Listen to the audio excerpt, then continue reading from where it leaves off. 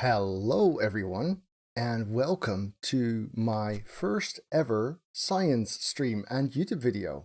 Hi there, folks. Many of you who are regulars to this channel will know me as The Sage, but my real name is Dr. Jasper Winkel. I am a neuroscientist by training who became a psychologist-ish, so I joined the dark side.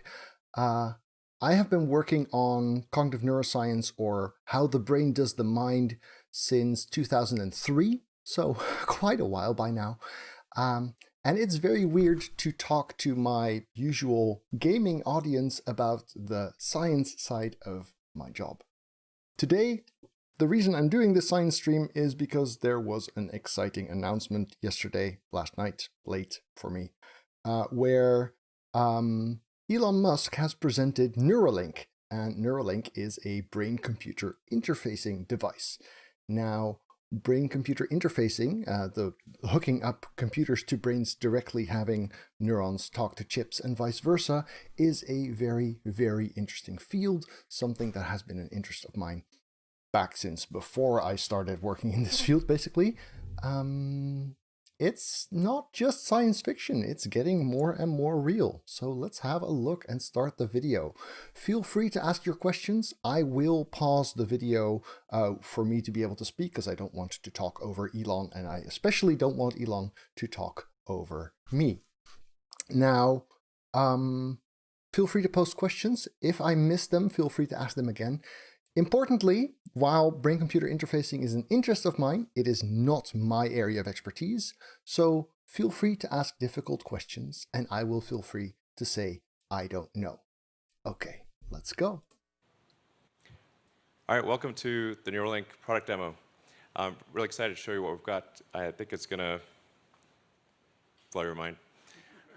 Blow our minds. So the primary purpose of this demo is actually recruiting. So I'm going to emphasize this at the beginning and then again at the end. We're not trying to raise money or do anything else. The main purpose of this is to convince great people to come work at Neuralink and help us bring the product to fruition, make it affordable and reliable, and such that anyone who wants one can have one. And so I want to emphasize the purpose of Neuralink. Like, what's our goal? Our goal. So everyone who wants one can have one is already big, right? We're not just talking medical applications. We're talking people who wish to have chips implanted in their brains. That's pretty big. Also, they're looking for people. I'm tempted. This is not my field. I'm probably not even qualified, because, there's no real point in knowing brains for this stuff. You're better off knowing robots and computers. But it's appealing. The goal is to solve important spine and brain problems with a seamlessly implanted device. So you want to have a device that you can basically put in your head and feel and look totally normal, but it solves some important problem in your brain or spine. And the reality is that almost everyone over time will develop brain and spine problems. Diog mentioned, I want a non-invasive one. Yes, non-invasive brain-computer interfaces exist-ish, but this is very, very limited.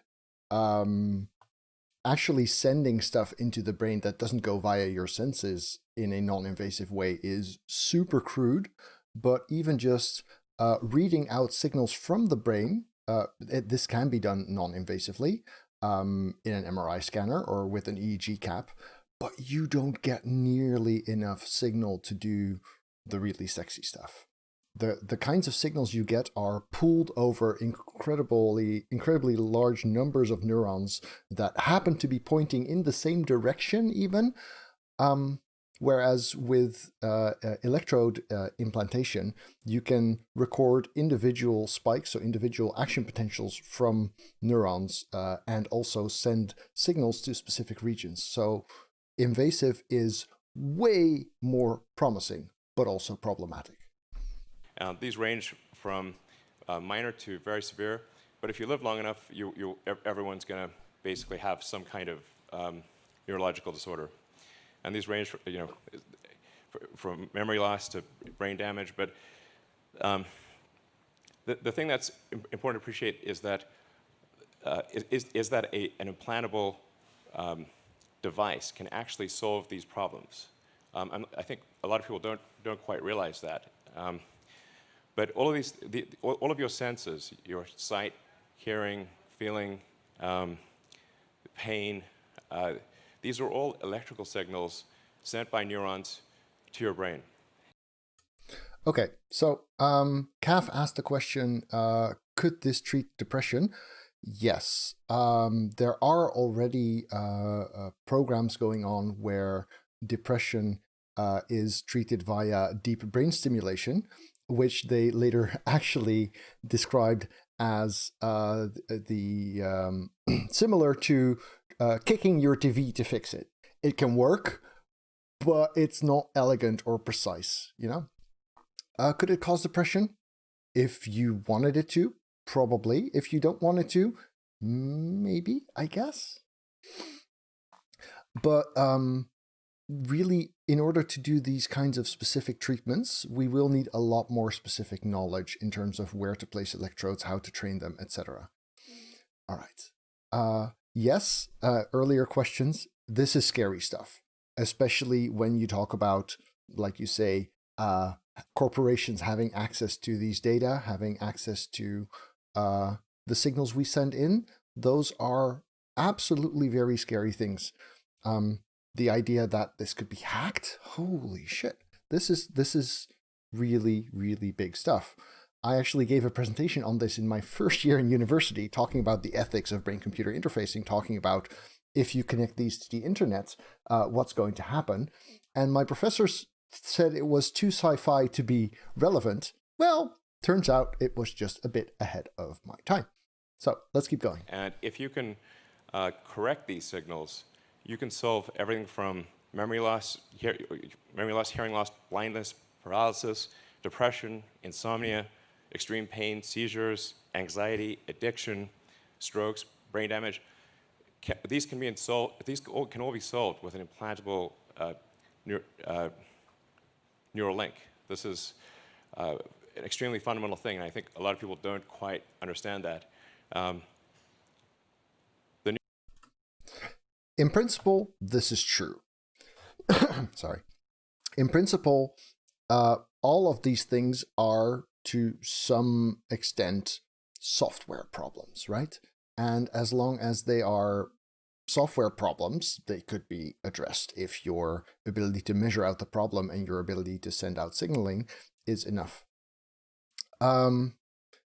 Diog asked, how does it fix brain damage? Well, the way I would see this, and people have been working on this, a lot of the time what you have when you have brain damage is that systems that do a specific function in the brain are no longer there, right? Yes, that is wetware. That is both hard and software. Say you're missing a chunk of cortex, and normally that chunk of cortex would do some form of processing. It takes input from previous areas and it creates output to other areas, and it does some kind of computation in between. There's no fundamental reason that that computation could not happen in a computer, right? So if you know that you're missing a chunk of cortex, but you can do a chip in the most relevant input areas that measure and provide feedback, and a chip in the most relevant output areas that send signaling and record feedback, then there's no fundamental reason why that part of your brain functioning could not be replaced by a computational prosthetic, provided we understand enough of what's happening there. That is way more sci-fi than the low-hanging fruit types of solutions that they're currently working towards, but this is part of what they have in mind. Are there more negative side effects that he's not talking about? What happens when you walk into an area that could screw with the electronics like body scanners? They do talk about these kinds of things later on. Importantly, this should be disableable, right? If you the device uses Bluetooth, and if you are in an environment that has a lot of interference in the 2.4 gigahertz spectrum, then you should be able to turn it off. relying on it, that's again a problem.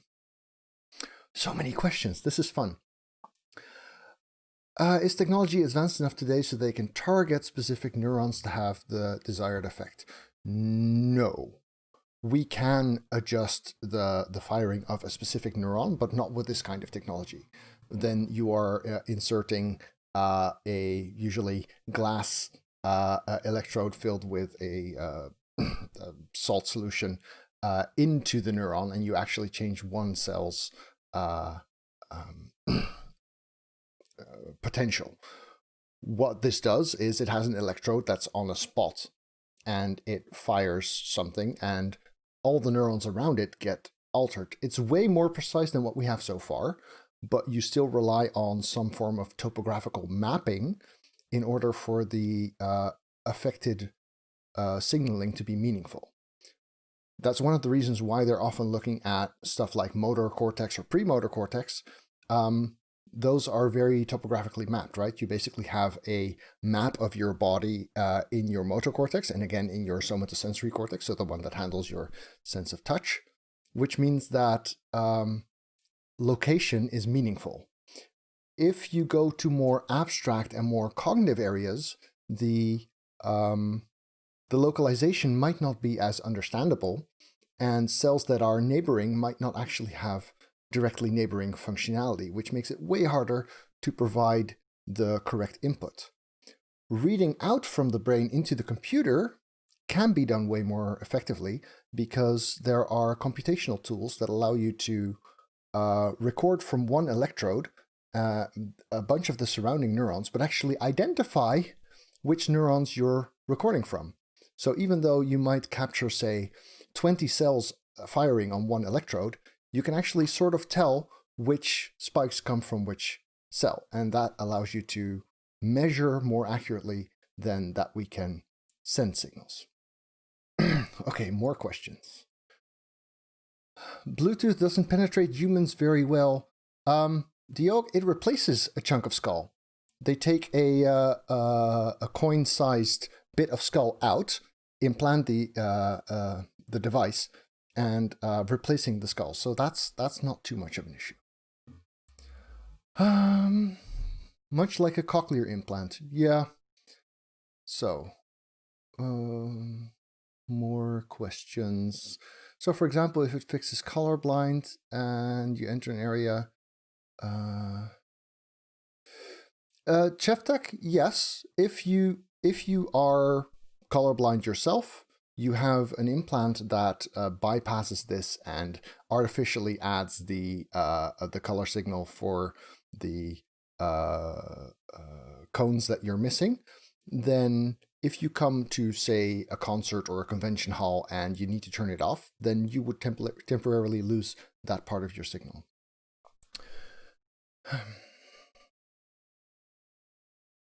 Yes. Could it be used to kick up memories? I'm not sure what you mean by kick up.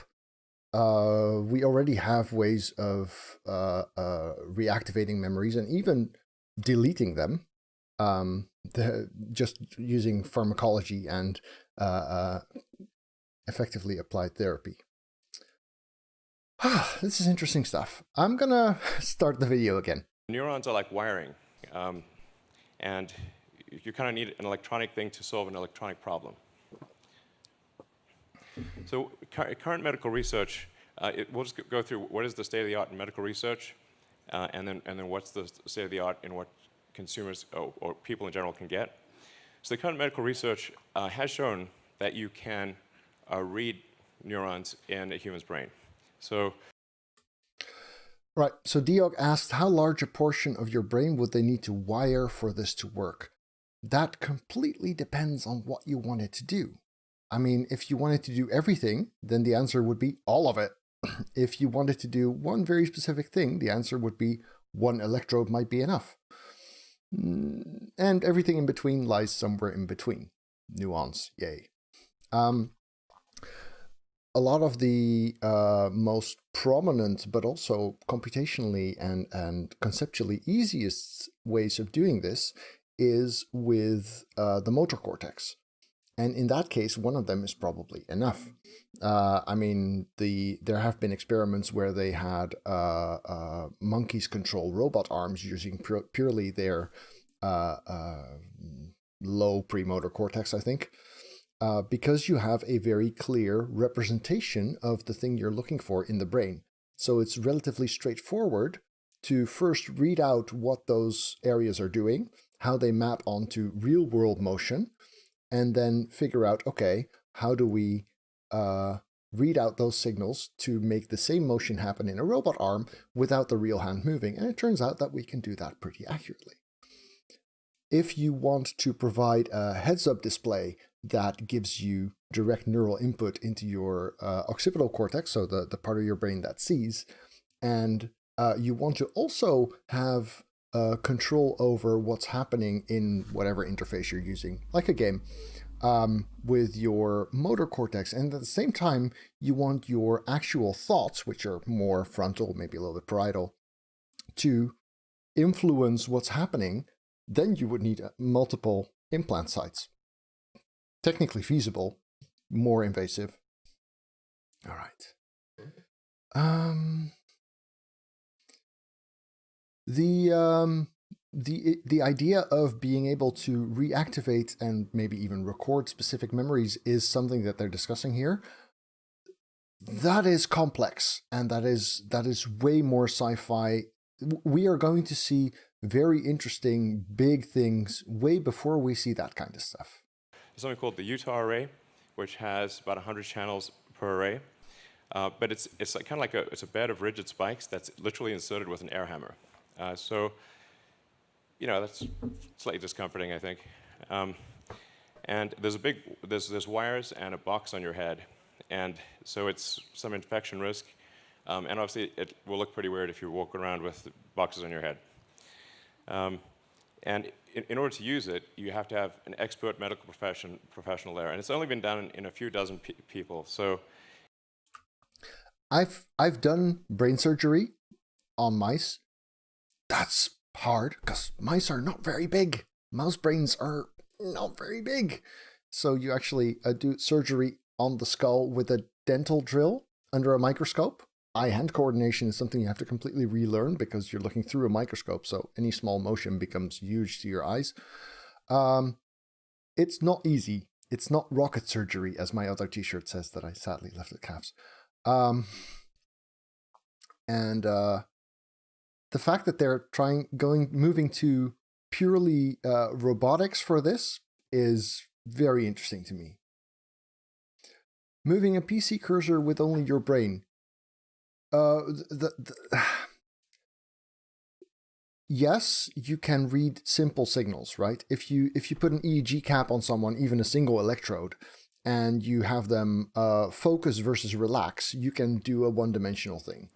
If you measure one other signal that people have explicit control over, you can map that onto another dimension, and then you have two-dimensional input. This kind of technology gives you vastly multidimensional input. This gives you actual bandwidth. It means that the computation that the machine is doing and the computation that your brain are doing get intertwined at some point. And that gives really, really interesting potential. But it is served as an important proof of concept that this can be done.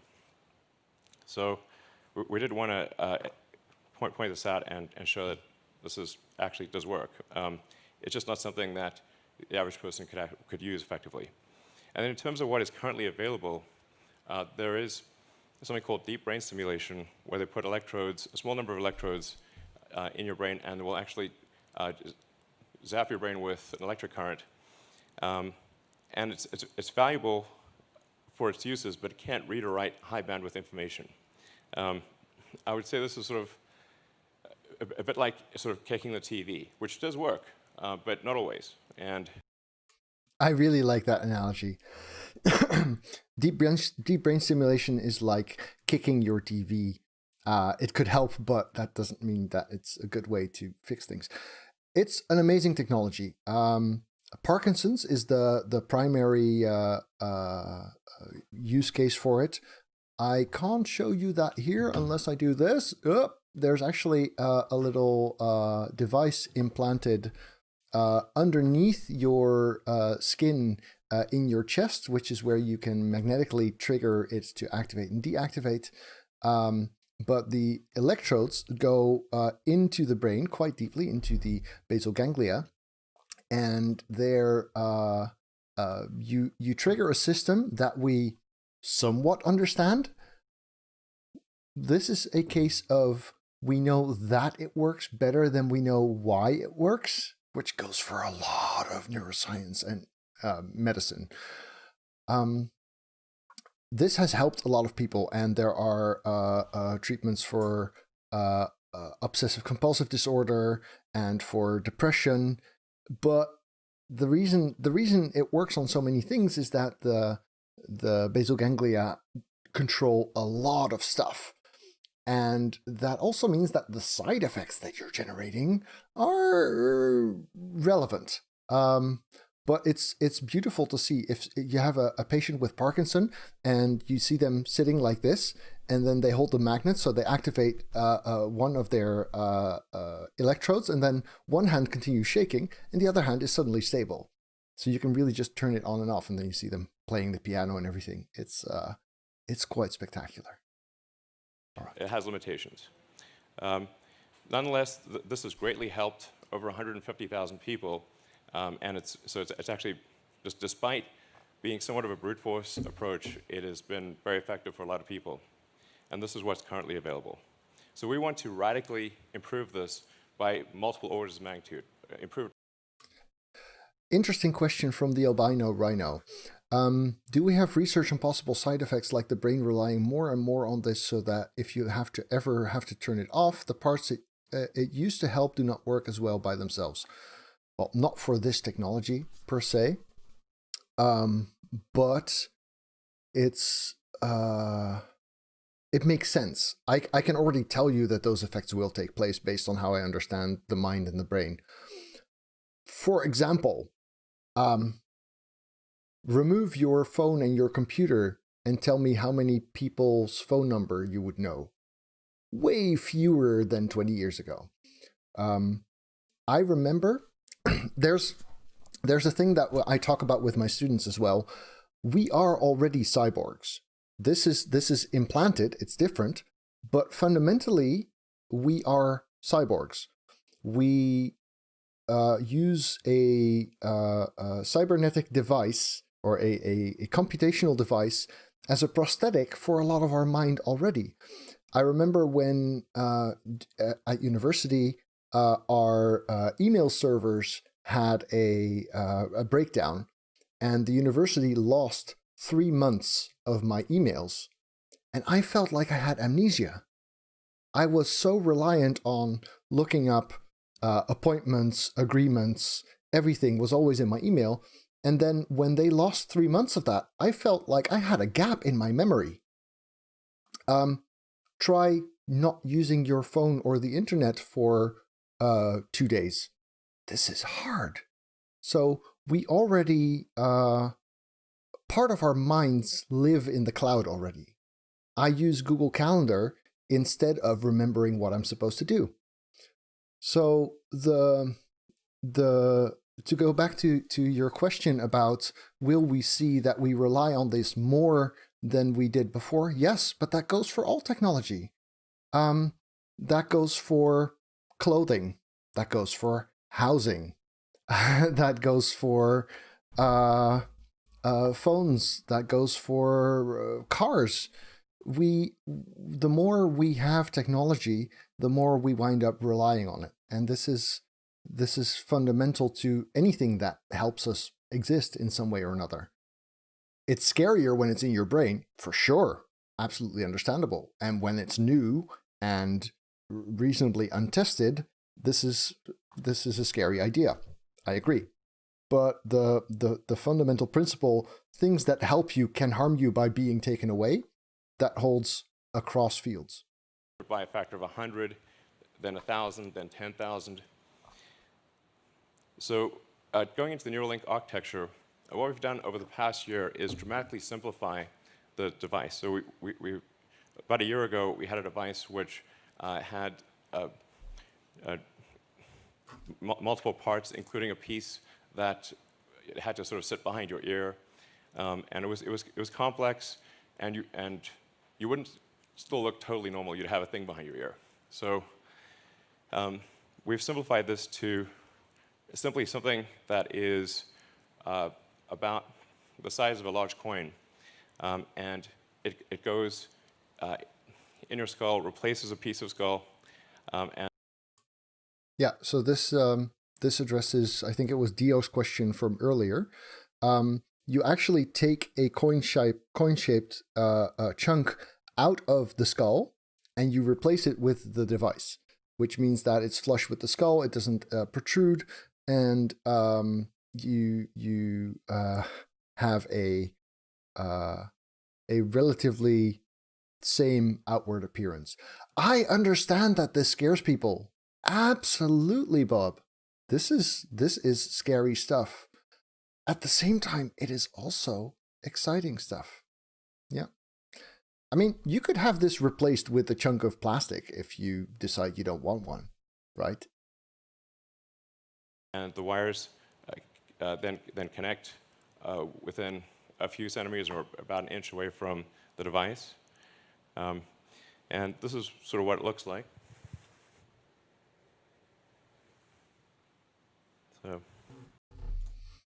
So yeah, I really like how flexible the electrodes are. That is a big a big deal for me, because I've worked with implantable brain electrodes, and they were firm. They would penetrate tissue and stuff. Major soft spot on your head? Nope, it's hard. It's made to be as durable as your skull and superglued to it. So the concept is that you are no more susceptible to injuries in that location than other people would be. If electrodes that you implant are firm, that they are hard and pierce tissue, what's going to happen is you shake your head, the electrodes move around in your brain tissue, and you create damage. That would be really problematic. The beauty of this is that they are so flexible that they move around with the tissue. So if you would say fall and hit your head and really like get a concussion, the electrodes would move along with the brain. So obviously this, I assume that this has been tested, will be tested, etc. But the fact that it is so flexible for me is a major factor in how I think that this might see use in healthy people in the future. Yeah. This is our little device. It does, that thing at the bottom is just to hold the threads in place, because they're just like little fine wires. Does this seriously have any chance of not being regulated into being barely accessible by anyone that's not horribly wealthy? I think so.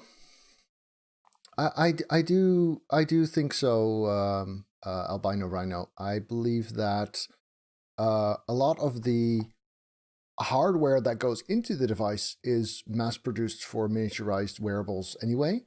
A lot of the surgery is normally something that is very expensive, but since they're doing that completely robotized, that is potentially scalable. It's interesting for sure. Yeah, Dio wouldn't go through the skin. The skin, you make an incision, open up the skin, drill out the skull. We'll see it in the video. More questions. CT scans, angiogram for atriovascular malformation. I'll be getting an MRI. After all this, I can say that the Neuralink doesn't seem bad at all. I understand that, yeah. Could this be used as an interface for life-saving device like a defibrillator that kicks in the moment you need it? I don't think putting it in the brain is the best way to notice that, but he does mention stuff like that. Grandview King, MS is a difficult one because MS affects the peripheral nervous system as well. So your actual nerves going to your muscles and stuff. And that is harder to treat locally because one device implanted in one part of the brain can't really treat a systemic neurodegenerative disease. It can be used for treating people, so it's technically medicinal. Yes and no. It can be used for treating people, but their concept is to first use it for treating people, but eventually market it. Later on, they say our good benchmark is can a quadriplegic person play StarCraft with it? How do you connect the USB-C if it doesn't go through the skin? It charges wirelessly and communicates via Bluetooth. I mean, frankly, to sort of simplify this, what we're, I mean, it's more complicated than this, but it's, in a lot of ways, it's kind of like a Fitbit in your skull with tiny wires. So, it is nothing like a Fitbit. No. But I get how he wants to present it like that, because the Fitbit is something you have around and is fairly non-intrusive. This is so much more. And it's, yeah, so our current prototype, version 0.9, has about 1,000 channels. So that's about 100 times better than the next best consumer device that's available. And it's a 23 millimeters by 8 millimeters. It actually fits quite nicely in your skull, because your skull is about 10 millimeters thick. So it fits, it goes flush with your skull, it's invisible, and all you can see afterwards is this tiny scar. And if it's under your hair, you can't see it at all. In fact, I could have a Neuralink right now, and you wouldn't know. Chef Tech, this is a very good question. Could this rewire your brain to show you images that are not there? Absolutely. That is actually one of the more straightforward applications for a device like this. If you put this in your primary visual cortex, so right there, you would be able to create images that don't exist. And depending on the number of electrodes and the resolution at which you stimulate, because the occipital cortex, or rather the primary occipital cortex, which is where your visual input comes in, it actually has a mapping of the visual world. It's upside down and left and right, but that doesn't matter. There's a direct mapping of real-world space, or rather a retinal location, and where in the brain you stimulate/record. So in principle, yes, you could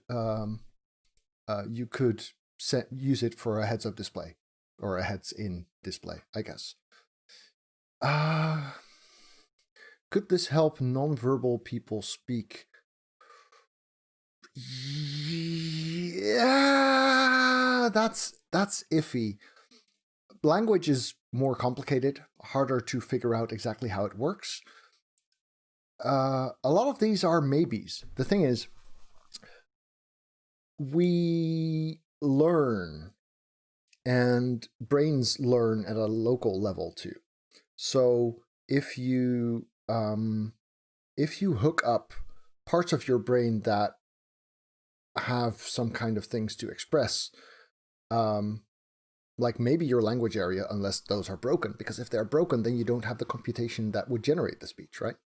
But if you have the part of your brain that is trying to express an idea, and you hook it up to this interface, and on the other end of that is a neural network, because that I think is the most exciting application. If on the computer side of the brain-computer interface, you have a neural network that learns how to understand your inputs, and at the same time on the brain side, your own wetware neural net is understanding how to provide the right input and interpret, then those two kind of grow together. That gives a highly complex, flexible user interface that would also develop over time, right? And when you first start using it, it'll be fairly limited in what you can do with it and what it can understand from you. But both the machine's internal representation and your brain's internal representation will learn how to understand each other optimally, and you wind up with an interface that works for you. Whew, this is a lot. If you hack this, irrespective of where it is in the skull, surely seizure is a risk and lane of attack. Probably. I mean, I'm not a security expert, but these things getting hacked are definitely one of the scarier things. Maybe I do. So, and it's also got all the things that you would expect to see, the sensors you'd expect to see in a smartwatch or a phone, like notional measurement, temperature, pressure. So there's actually a lot of functions that this device could do related to monitoring your. I hope it's a bit safer than those devices, because those devices have batteries in them that sometimes catch fire. I would not want a battery to catch fire in my head. Health and warning you about a possible heart attack or stroke or other damage, as well as sort of convenience features like playing music. You can do a lot. Yeah, playing music. I mean, it works, sure. If you decide to have one in your auditory cortex, then you could use it to play music, I guess. I'm not sure exactly how spatial and tonotopic the auditory cortex's organization is. A friend of mine knows that way better because he's actually worked on that in literal guinea pigs. But I mean, we have the cochlear implants as well, so yeah, it's definitely possible. It's sort of like if. Or you can use headphones. Exactly. That's the part where I'm like, yeah, there's a lot of stuff that you couldn't easily do, that you can do with brain-computer interfacing that you can't do with conventional, sensory input systems and output systems. But for music, I don't think that would be my go-to thing. Sound for deaf people, great. Sight for blind people, great. Sight that is not from a Google Glass, but that you can actually see based on computation, I see the appeal. For music, moi. If your phone went at your brain or something. Yeah, maybe that's not a great analogy.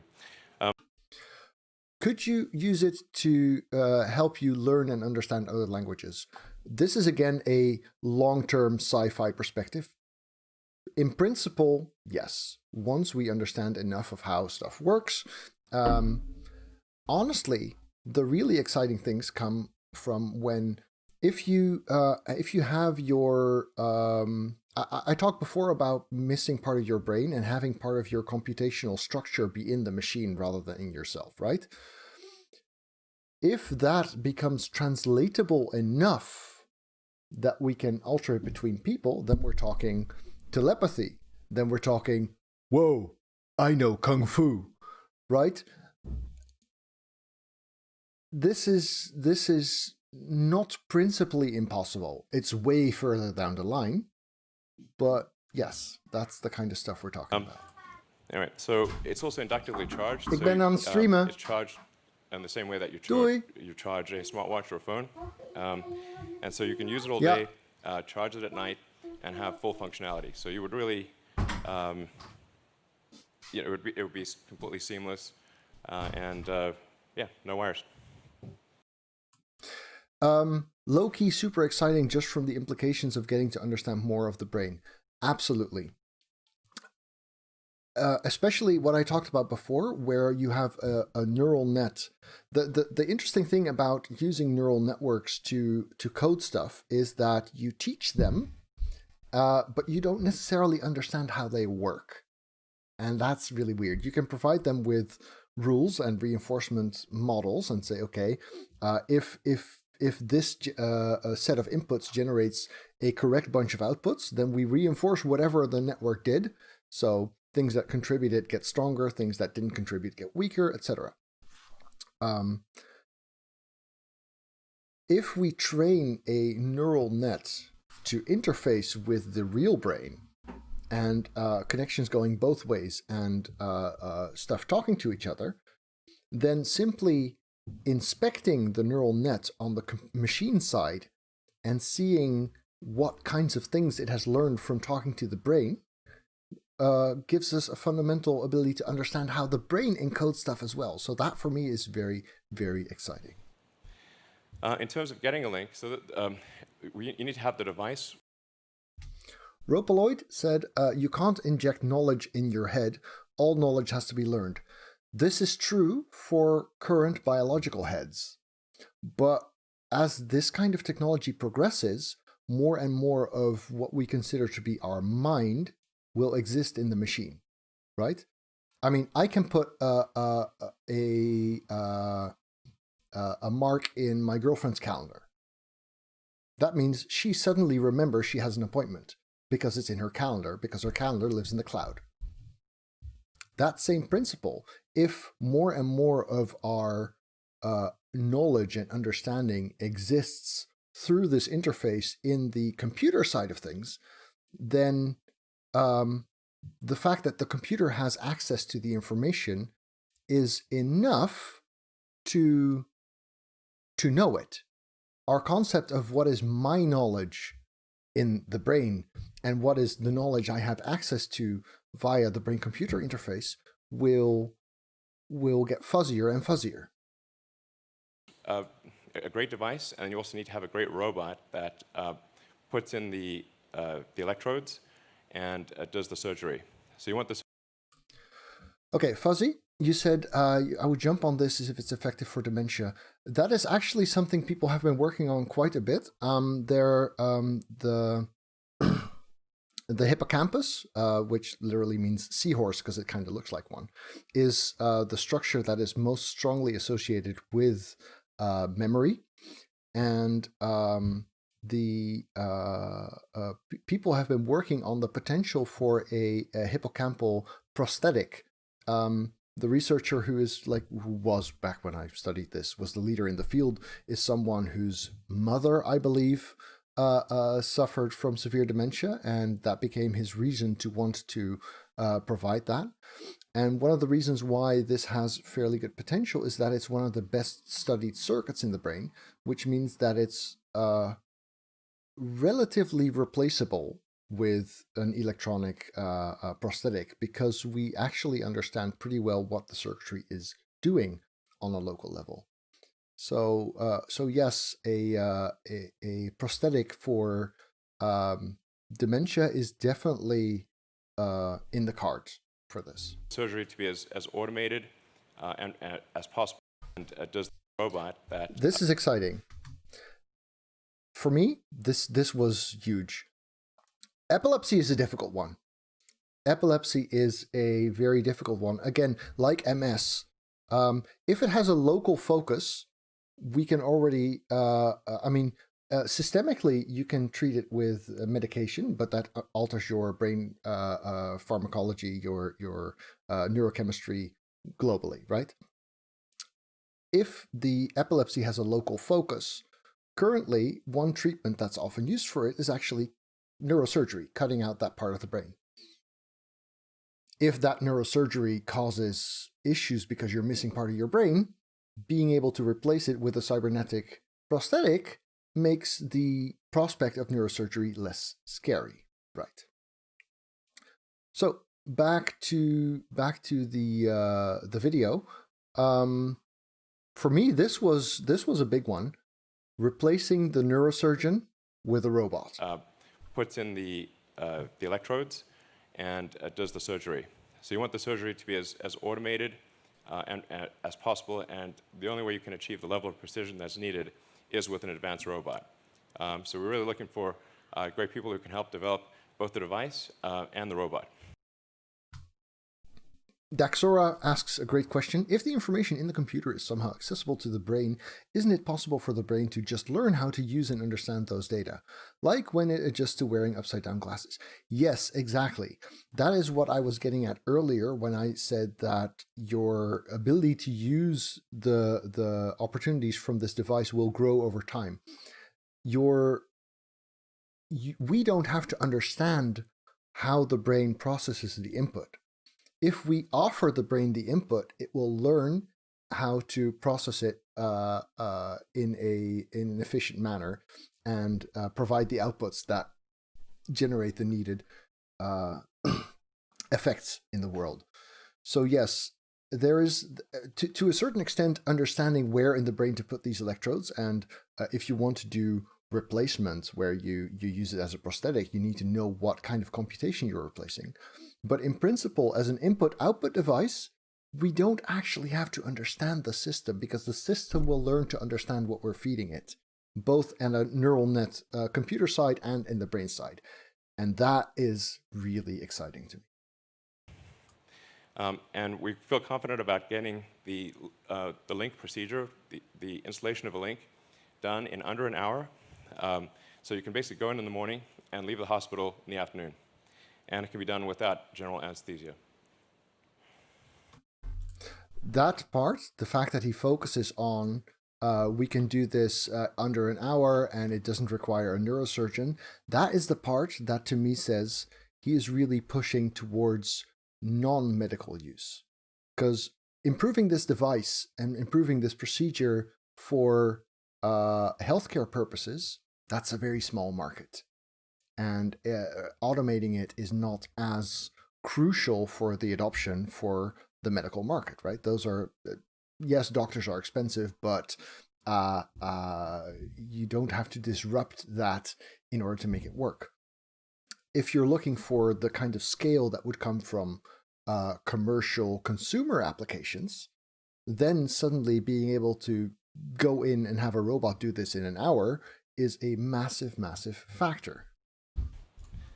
So in terms of getting a link, like I said, it's essentially you open a piece of skull, you remove about a coin-sized piece of skull, and then the robot inserts the electrodes. We'll talk more about that later. Then the device replaces the portion of skull that was removed, and we basically close that up with actually super glue, which is how a lot of wounds are closed. Ropeloid, this is based on how I understand the cortex to function when it comes to learning and adjusting. Of course, it depends where you feed it and what you feed it, right? If you go and provide a binary feed of a Wikipedia page to the motor cortex, you are not suddenly going to understand whatever is on that Wikipedia page. That's not what I'm saying at all. But if what you basically do is you train the brain to do interfacing with the machine, right? So you trepanning was a thing, yeah. I talk about that in my history of psychiatry class as well. In order to get that learning going, you need feedback. And you can do that in a conventional computer-assisted method as well, right? If you're looking for a relatively straightforward, yes, I'll address that in a moment. If you're looking for a relatively straightforward interface, say Pong, right? Your bar goes up or your bar goes down. Then simply being able to see when I do whatever it is I'm doing, I see it go up, and when I do whatever it is I'm doing now, I see it go down. You will learn how to control those inputs. And the same thing could work on a two-dimensional field or on a multi-dimensional field. And I imagine that we will see training algorithms that teach brains to provide the kinds of input that are meaningful for the machine interface. and also interpret the kinds of outputs the machine interface gives, so the inputs for the brain. It's hard to talk about the terms input and output because depending on which system is your perspective, the same signal is both, right? So lobotomies, yeah. So like I said, I made my own class on the history of psychiatry for my history of psychology course. And I actually included a 4-minute video, I think, of a real recording of a lobotomy taking place. And that's intense. I teach that course to a few hundred students in a big hallway. And I actually warn them before I show that video and tell them you're going to be seeing this. And if you're uncomfortable with that, you're free to leave, or you can just look away because the video doesn't come with sound of the surgery. But it is partial murder is how I would describe it. And it is brutal to see, but I also think it's important, right? The this was ice pick lobotomy. Yeah. Both sides. Yeah, that's the one. But I also think it's important for students to be confronted with this, right? If you are going to be the next generation working in this field, in my case it's psychology, but same story, then learning about the mistakes of the past is crucial. And if the next Freeman, the guy who did most of these, happens to be one student of mine, then I'd much rather have them shocked and thinking about this for a week than not, you know? Right. Back to this part. And then you can just walk around right afterwards. It's pretty cool. So this is our surgical robot.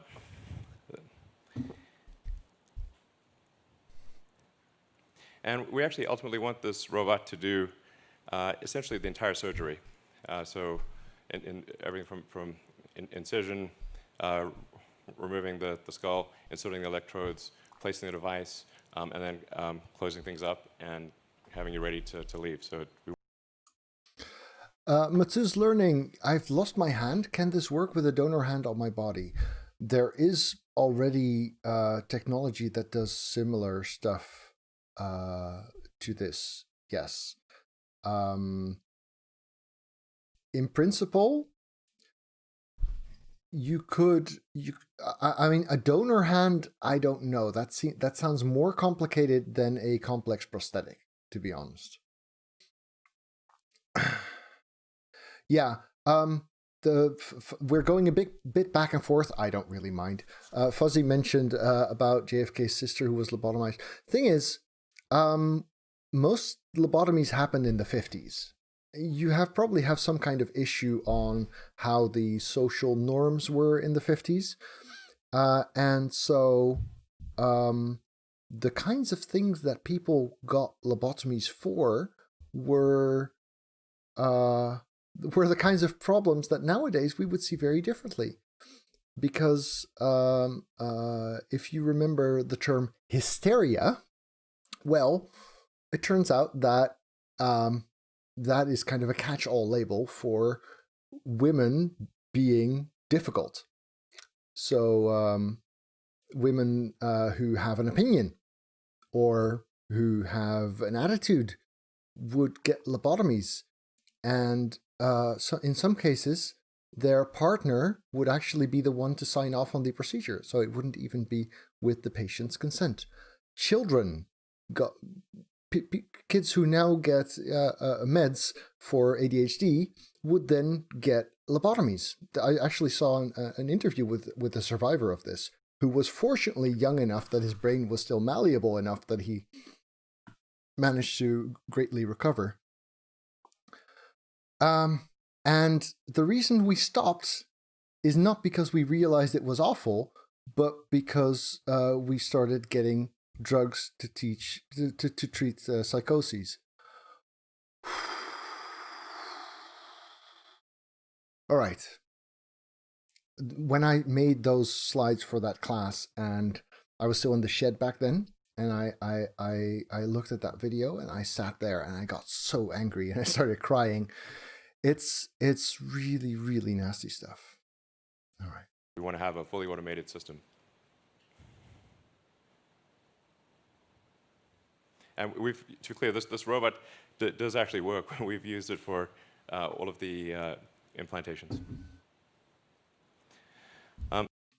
That's also massive. This robot concept isn't just a concept.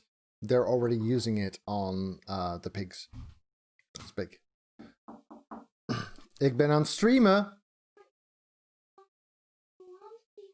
Oh, dat mag. All right. So this to me is very exciting. These are images of real brains. It's not too gory, but being able to see how small and flexible and precisely implanted those electrodes are is very cool for me. So this shows you at sort of close-up view, which I think is actually not too gruesome, of the electrodes being inserted in the brain. And if you look closely, you'll see that it's a little counterintuitive that if the electrodes are inserted very carefully, that there's no bleeding. And so if you have very tiny electrodes, and if they're inserted very carefully, so that the robot actually images the brain and makes sure to avoid any veins or arteries, so that the electrodes can be inserted with no noticeable damage. So you will have no noticeable neural damage. Yeah, that is really exciting to me. Being able to do these surgeries without hitting blood vessels. I mean, this is a sales pitch, right? We're kind of taking his word for it, and Elon is someone who likes to give big talks about big problems being gone when actually they're just working on it. We don't know how many pigs they try to implant, right? So let's not assume everything is sunshine and rainbows. But as a concept, if they get this foolproof, that is very sexy. In inserting the link. Yeah, like you sort of think like if you stab something with a wire, surely it will bleed, but actually at a really small scale, it does not. So, does it actually work? And what I'm excited to show you, I call it like the Three Little Pigs demo. And if our animal handlers, we're bringing out the pigs, and what we're going to show you is well, I'll walk right over and show you. I noticed that I was surprised that he's not a more charismatic speaker. So what we have in pen number 1 is Joyce, and she does not have an implant. Obviously healthy and happy. This was a live stream from last night. Yes, Dio. We're trying to get Gertrude out. Hi, Axel. This is how you know it's a live demo. She's like trying to eat something in the corner of her pen. It's the Cybertruck all over again. Come on, Gertrude. Let's go. Snacks are this way. Oh, man. All right. We'll wait. We'll give Gertrude a second, and we'll move on to Dorothy. Sometimes the pigs are a little shy. So here's Dorothy. And in the case of Dorothy, Dorothy used to have an implant, and then we removed the implant. So this is a very important thing to demonstrate is reversibility. Yeah, so this is what you were talking about before, Fuzzy. But yeah, if you can safely implant it and safely remove it if you decide you don't want it, and replace the chunk of missing skull with whatever structural reinforcement, that it makes it good, especially considering that these devices will improve over time and you might want an upgrade. Consider how often we replace our phones, and bear in mind that we won't want a 10-year-old device in our head. I won't be an early adopter, let's just put it that way. So if you have a Neuralink and then you decide you don't want it, or you want to get an upgrade, and the Neuralink is removed, is it removed in such a way that you are still healthy and happy afterwards? And what Dorothy illustrates is that you can put in the Neuralink, remove it, and be healthy, happy, and indistinguishable from a normal pig. Oh, thanks, Dorothy. Man, Gertrude, are you serious? Okay.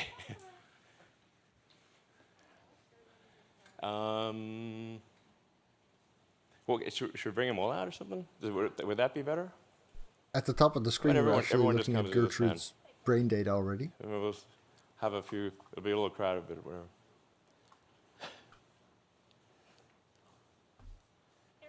Okay. All right.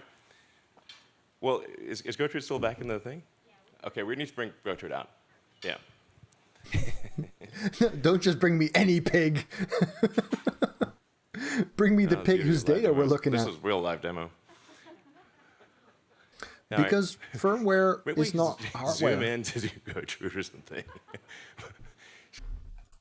One issue with upgrades is kind of big, though. The more the system learns how to talk to your brain, and the more your brain learns how to talk to this system, the more problematic an upgrade will be, right? Because if you implant a new device like this, those electrodes are not going to talk to the exact same neurons. And depending on how high resolution your cognitive mapping and the electrodes activity is synchronized, it basically means you would have to reteach the software how to interpret your brain and reteach your brain how to understand and interface with the software or the hardware every time you do upgrade. So even if the whole surgery, cutting open your scalp, taking out a chunk of skull or artificial skull, taking out electrodes, even if none of that had any kind of adverse effects, which, I mean, it's kind of scary, right, to do that once, let alone every 2 years. But if you want the upgrade, then you would have to relearn to use the device.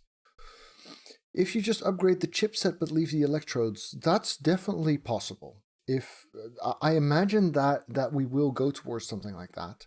But if it turns out that we can do way sexier stuff with, say, 10 times as many electrodes that are way smaller, if the materials technology is not standing still either, that's not something you can just upgrade externally. So yeah, there's still issues there. She's clearly very interested in something at the back of a pen.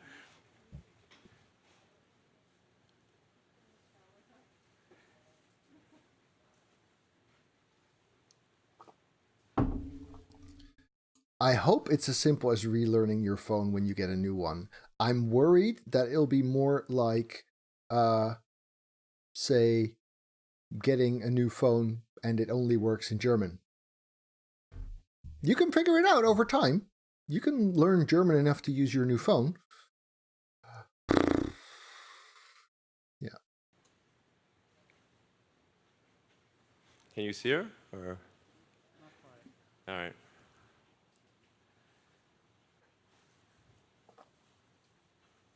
Hey there, Sky.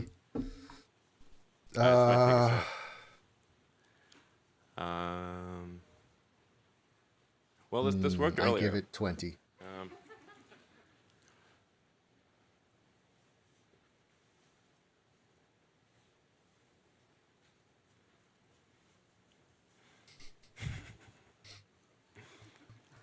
Boab Diog is the mod here. You can't tell him to get out. All right. Well.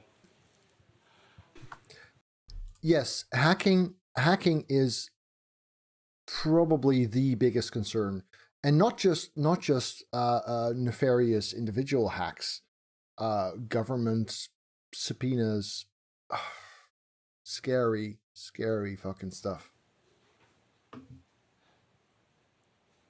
What if we the pen is mightier than the pig. I'm going to skip forward a little bit. Here we go. Great. Okay. Perfect. Great. Hi, Gertrude. Okay. This is a high energy pig. All right. Gertrude, thanks for coming out. So what the beeps you're hearing are real-time signals from the Neuralink in. Okay, so the beeps are actually not that informative per se. Basically, what you're seeing here is every horizontal line is one neuron's activity over time. So neurons have a fairly binary response. They have low-level representations that influence their membrane potential until they get depolarized enough that they generate what's called an action potential, and that's when they start talking to the next neurons. And so these are fairly binary things that are big electrically. So we can see them, we can count them. So what you're seeing here is every horizontal line represents one neuron, insofar as they're able to decode that. And the moving line is obviously time progressing. So what you see at the bottom, which is what they've converted into the bleepy sounds, is actually just the sum of all the neurons that they're recording and how many of them are firing at the same time. So it's not really a very informative signal. I understand why they present it this way for a layman audience, but for me it's a bit weird.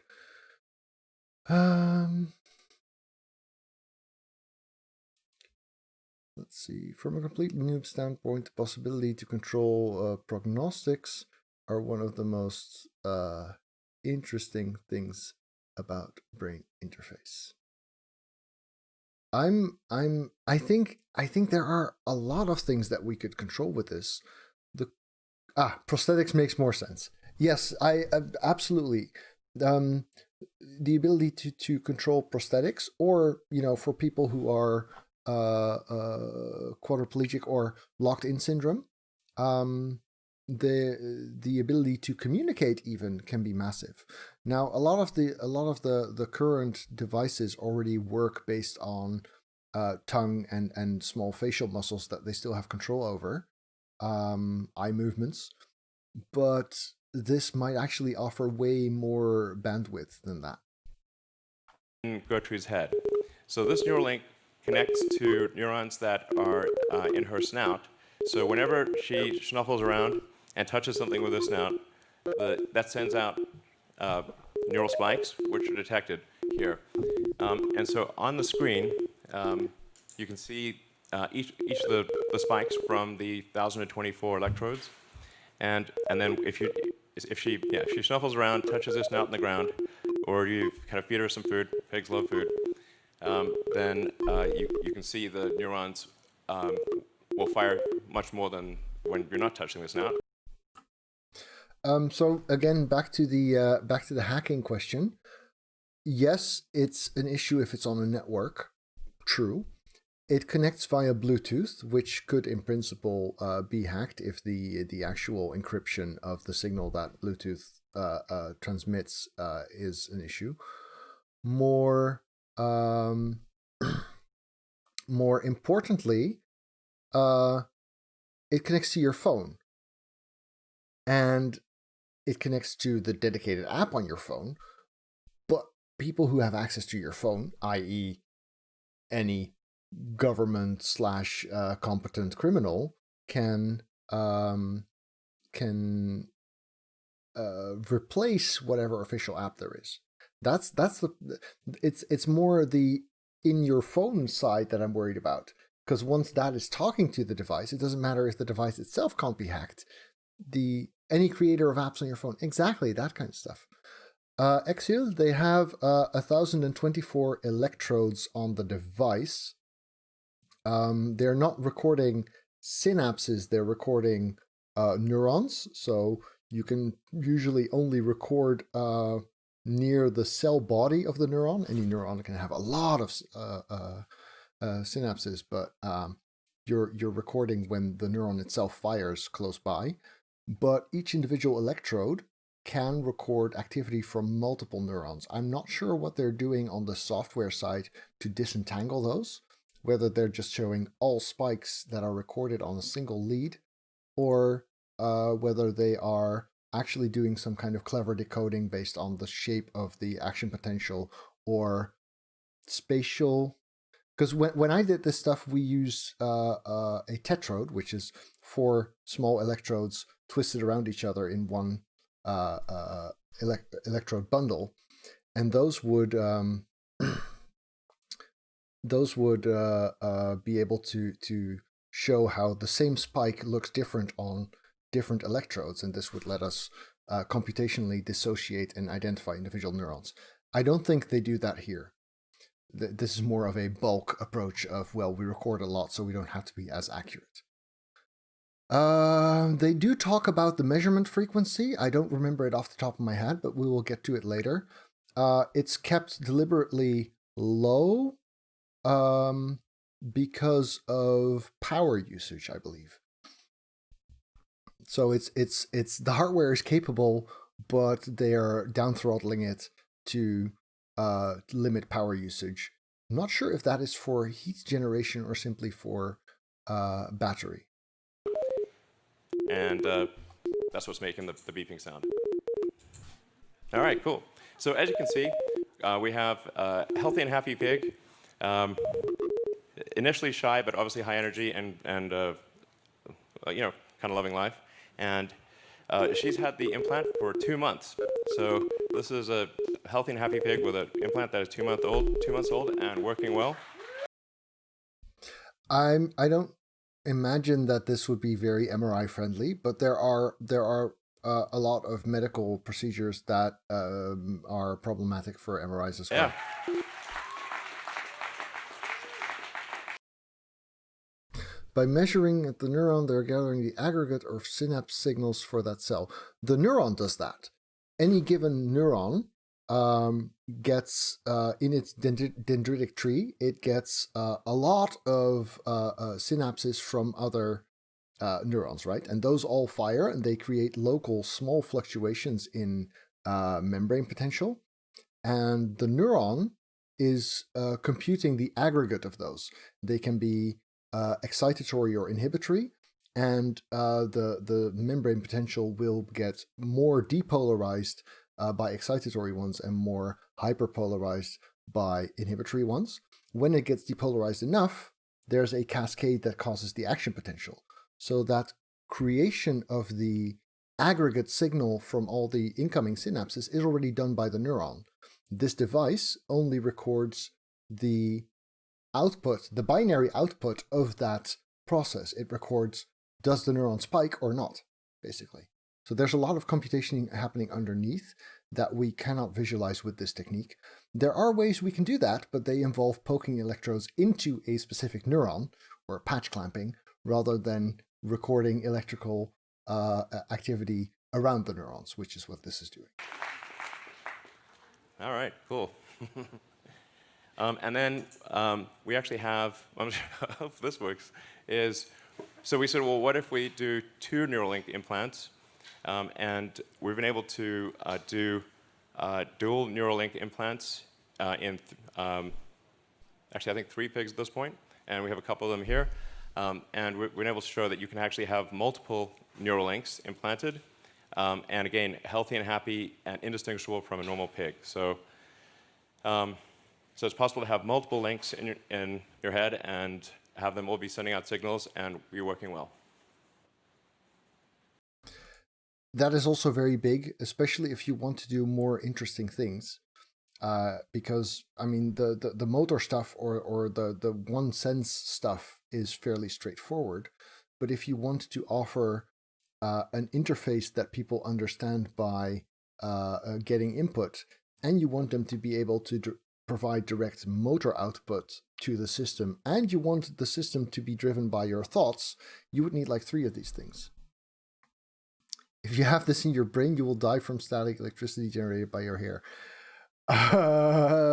No. The thing is, these electrical conductance happens throughout your brain and throughout your body. So that's not a massive issue, I think. All right. I'm going to take a short bio break because I've been at this for an hour and a half. So, thank you for watching the first 17 minutes of this video with me. Wow. I'll be back in a little bit, and then we will go over more of Gertrude and Elon. All right. See you in a bit. Hello, I have returned. Welcome. So, thanks for hanging in there with me, folks. And did I miss questions during my break? Army had those chips? Yes. Protesters? Absolutely. It's, I mean, we're talking of more sci-fi applications than we will see in the immediate future, but as we have more of these devices and learn more about the things we can do with them, this is going to majorly shake up our concept of ethics, our concept of law, our concept of communication. It is huge.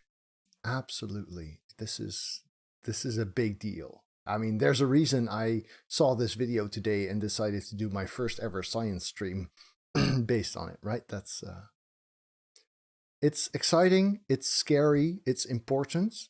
There's also a reason I gave a presentation on this topic 17 years ago. It's huge. Yeah. Let's watch more of the video. All right. Phew. All right, so we just showed you a demonstration of reading brain activity. And let's see, probably see that. As I was saying, each of those dots represents a neural spike, and the blue chart at the bottom is showing an accumulation of neural spikes in that region. So, in terms of additional brain reading activity, when we have, say, one of our pigs on a treadmill, pig on a treadmill. It's funny concept, really. And we take the readings from the neurons, and we try to predict the position of the joints. And so we have the predicted position of the joints, and then we measure the actual position of the joints. You can see that they're almost exactly aligned. So we're able, with a wireless neural implant, to actually predict the position of all of the limbs in the pig's body. So, some more questions. Could innovations like this are always important to discuss on an ethical level? Absolutely, absolutely. Ethics and law need to be on top of this stuff. Fully agreed. Chef Tech is asking, could this in a short time fix people that have little problems with their motor functions, like problems with coordination? In principle, yeah. If you have coordination problems, something like doing this in the cerebellum would be possible. A bit of an issue of scale. Also, I'm not sure how reachable the cerebellum is for this technology. I think it's primarily geared towards cortex and those kinds of coordination issues. I would probably not bet on motor cortex for that, but in principle, should be possible. You do see that there's this is where the link between AI and these kinds of implants becomes very important, because understanding the kinds of signals that you're recording and figuring out what they mean so that you can act on them appropriately, that's where AI will play a massive role. I do think color blindness will be easier to fix with technology like this than clumsiness would be, or coordination issues. We will have to see. With very high accuracy.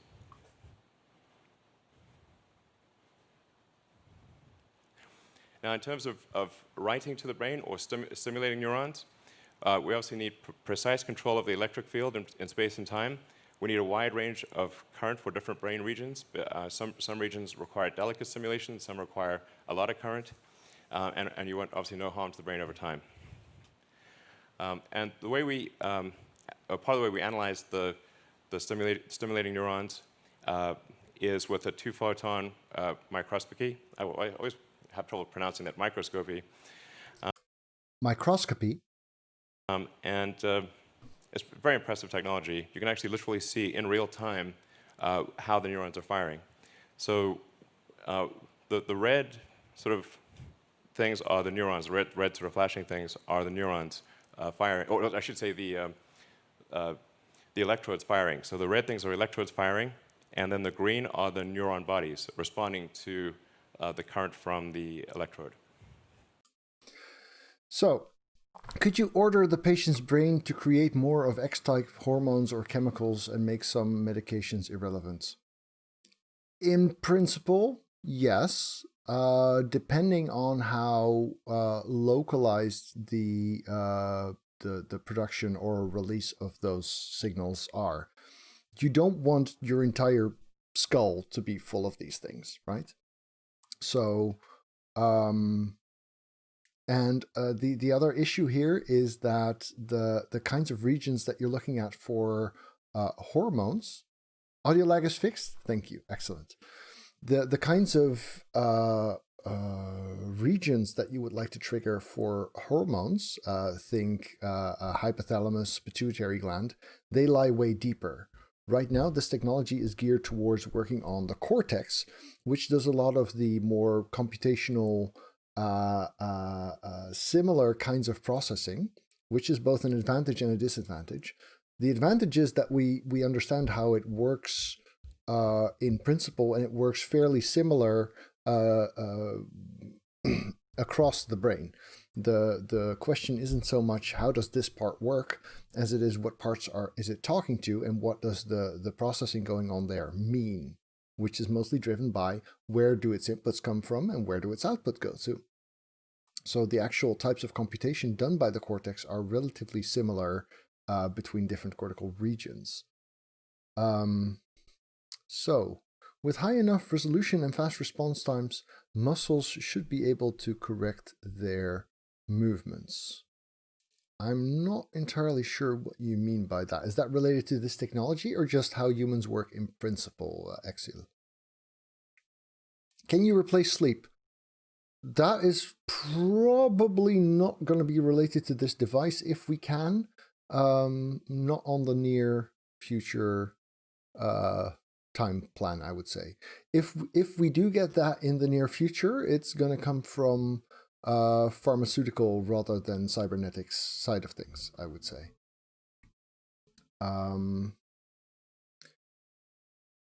Okay. You could correct movements and make them more efficient. The problem is that you would have to get a signal out to the primary motor cortex and down the spine towards the muscles. I think it would be easier to do that with a prosthetic than with a real limb, actually.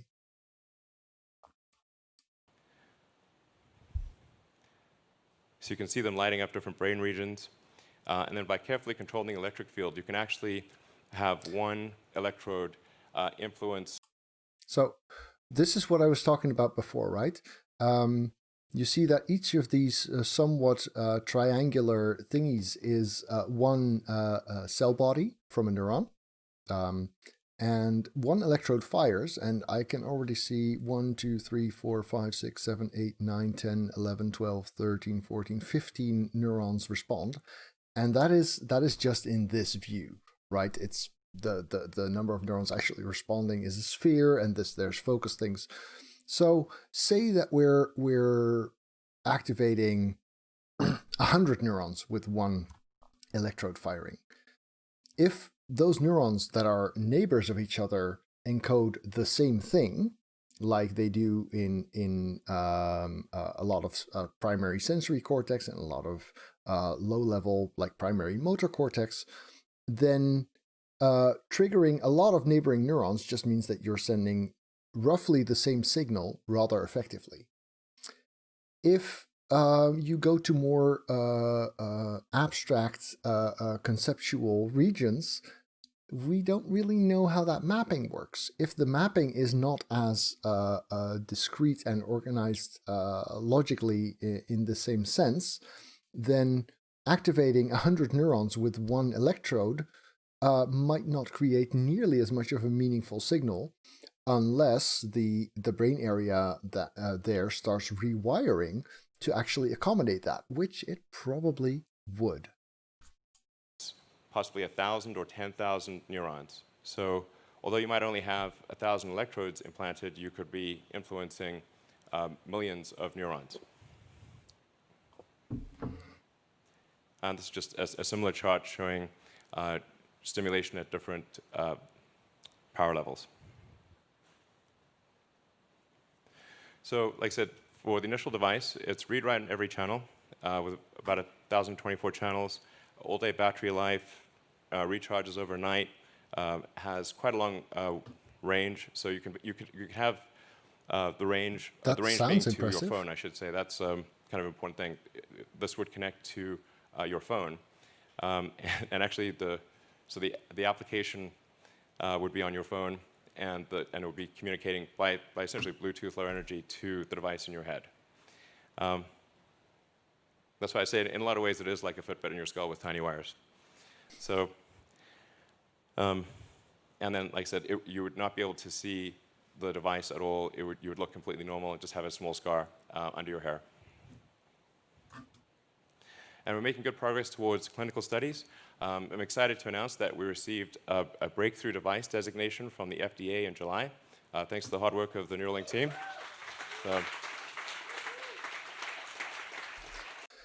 So Cheftech is asking, what happens if it gets out of range of your phone? Well, that depends on how much of the needed work is actually done by the phone.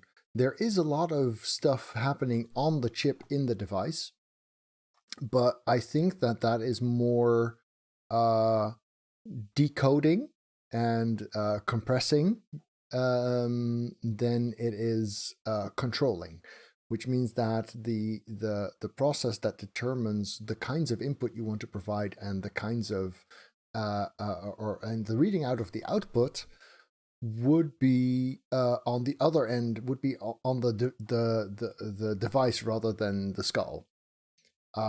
So yes, losing Bluetooth from your phone would mean losing the benefits from this.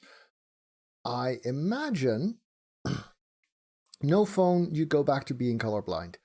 Probably, although I imagine, so the thing is, if you're using this as the way people use Google Glass, right? Except they don't. If you're using this for those kinds of purposes, then having your phone be the controlling device is kind of acceptable because, you know, you lose your heads-up display, you lose your internet access in your head, fine, that's not that big a deal. Same thing goes for if you lose your phone right now. If you use it for more medical purposes, like color vision, for one, you would need a camera that is fixed to your head perspective. Ideally, in your eye? I don't know. Color vision, say you replace vision entirely, because color vision would rely on a lot of integrations, and it might actually be more complicated than replacing vision altogether. Say that you have a visual prosthetic. That means that you have a camera recording the signal that gets sent into your primary visual cortex, which means that you would already be wearing an on-body device at all times. In that case, it would make more sense to me to have a dedicated controller device that you don't just keep in your pocket the way you would a phone. It might be a subdermal implant or whatever. Battery degradation is definitely a factor. If you get 5 years in, it can just hold the charge for half a day. As long as the device is planned correctly for it, I could see you have a replaceable battery with a way less invasive surgery, right? If in order to replace the battery, you only need to open the scalp, but you don't need to take out the entire device. But you can replace the battery while the device remains fixed to the skull. That would make the follow-up surgery for battery replacement or chipset replacement potentially much less invasive. Yeah. So I want to be clear, we're working closely with the FDA, and we'll be extremely rigorous. In fact, we will significantly exceed the minimum FDA guidelines for safety. We will make this as safe as possible. Just as with Tesla, while it is legally possible to ship a 1-star car, at Tesla, the only cars we make are 5 stars in every category. So we actually maximize safety, and we'll take the same approach here at Neuralink. And then to emphasize again, what the goal of this presentation is recruiting. We want people who are great at solving problems to join the company and help us complete this device, take care of the animals, write the software, create the chips, and productionize everything. So we need robotics engineers. I don't know what productionize means. I think it's produce, but okay. So yeah, they are looking for neuroscientists. I don't think I'll be applying, but some part of me does think, oh, this would be really cool to work on. I don't think I have knowledge that really helps them much. But then I feel that way about myself a lot of ways. Yeah. Mental health. All right. Back to the video. I think we also especially need people who have worked on and shipped products. So if you've shipped a smartwatch or a phone, or any kind of complex electronics or complex device, or advanced medical devices, we'd love for you to contact us and consider working here. So, and a very important point to emphasize is that you do not need to have prior experience on brains. So a lot of people think, well, I couldn't possibly work in Neuralink because I don't know anything about how brains work. That's okay, you can learn, but we need software engineering, we need mechanical engineering, electrical engineering, like I said, chip design, robotics, and all the things that a company needs to work. This goes for a lot of neuroscience labs too, by the way. If you want to work in neuroscience, probably a background in computer science, AI, physics, modeling, math would be better than a background in neuroscience, because once you're working on a project, actually understanding all the programming and modeling and math stuff is a fundamental barrier for a lot of people with more of a life science or psychology background, whereas understanding whatever it is that the system that we're studying does is really not that big a part of the work, which is kind of sad when that's your own field of study. Work. So please send in your resume. Actually, it's not just engineering. Obviously, everything at Neuralink. So now let's actually move to questions. So we've filed questions that have been asked over the internet, and so we'll do live Q&A. So bring in a bunch of people from the Neuralink team. Bring out the nerds. All right.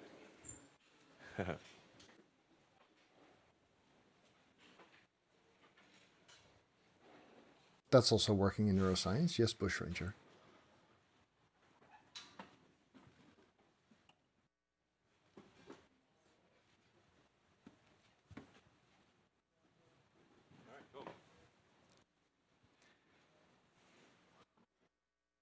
All right, so if you have any questions, please submit your questions to the Neuralink Twitter account, and we will try to answer as many questions as we can over the next hour. And feel free to ask hard questions, that's no problem. And we'll do our best to answer them. All right, let's move over to the team. Perfect. Yes, we will continue monitoring questions until the end of the event, so please keep sending them in over Twitter. Elon, do you want to come join us? Sure. All right, so the first question is, questions. How is the spike detection implemented? Is it on the ASIC? Is it hardware and software updatable? Yes. Yeah, I can answer that. So I'm Paul. I work. I've had a few different hats. I've worked a little bit on digital chip design, and more recently working on some of the algorithms, trying to decode the signals from the brain. And the spike detection algorithm, there's historically been many ways of detecting spikes. Typically, people will record data offline and then look for characteristic shapes. But here, we're interested in detecting spikes online. And there's a number of simple algorithms that you can do, for example, like detecting just a threshold. And where we've been interested in doing a little bit better than that. So we actually look for particular shapes, characteristic shapes that we think are spikes. And so we're doing this on the chip. It's for all 1,024 electrodes.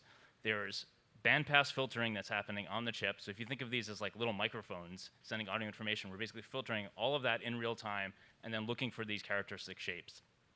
You can configure what sort of shapes you're looking for, and that information is what's being sent out. The raw information coming from electrodes is way too much to send out over Bluetooth. So when you're seeing those beautiful spike rasters on the screen, those are the detections that we have coming straight from the chips. Got it. And just for everyone who doesn't know, can you just explain at a basic level what a spike is? Sure. So traditionally, people think of spikes or action potentials as the electrical events that happen in neurons and as the primary form of communication between neurons. And so this is a hysteresis event where you have currents that flow and generate this. You can think of it as being a digital signal, a 1 or a 0 that's being sent in time, where neurons will send that signal to often thousands of recipient neurons. I like my explanation. Awesome, thanks, Paul. So I got a question from Toby on Twitter. He asks, what can be further done to simplify the device installation progress? So we're working on making the device as small as possible, of course, with the robot taking more and more of the responsibility away from error-prone human surgeons. We're hoping to make the process faster and safer. So ChefTech is asking, after putting this in your brain, could this work as a lie detector? Depending on where you put it and how well you train it, probably yes. If you put it in the right spots, probably better than anything we can do from the outside right now, which is not great.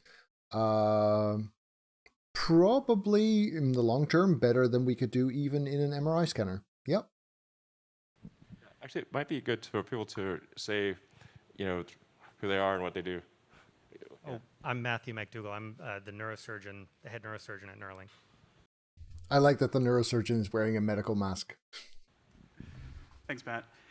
Is there anything specifically from the robot that can be done to make this faster and safer and scalable to billions of people? Yeah, I guess we've started with just implementing, robot manipulating the threads.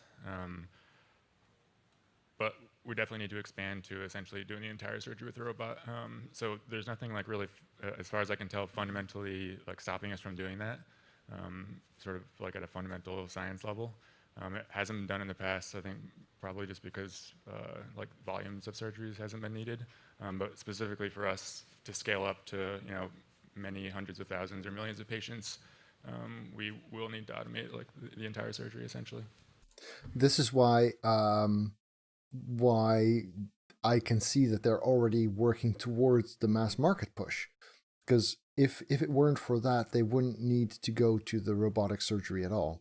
They are really thinking of applying this at an unprecedented scale.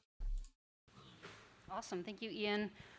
Garrett asks, what are some of the lower bandwidth activities to target first? Is it muscle movement? Is it auditory signals? What level of bandwidth is required for effective use?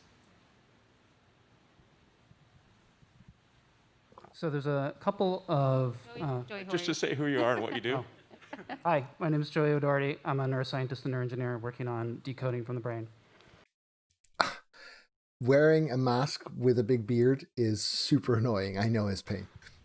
So there's some low-hanging fruit that I think can really be impactful to help many people's lives, and that's restoring movement and communication in, for example, a spinal cord injured patient. And there's a lot of antecedents in the academic world where there have been very nice demonstrations of doing this. And we think we can take our technology and really bring that to the home, something people can take home with them and improve their lives. Yep. Fantastic. That's Gil, there's big a and fun one early. next. All you. Yeah, so we're fielding questions from Twitter, so there's going to be some funny comments. First question is, who are you and what do you do? I'll lead with that.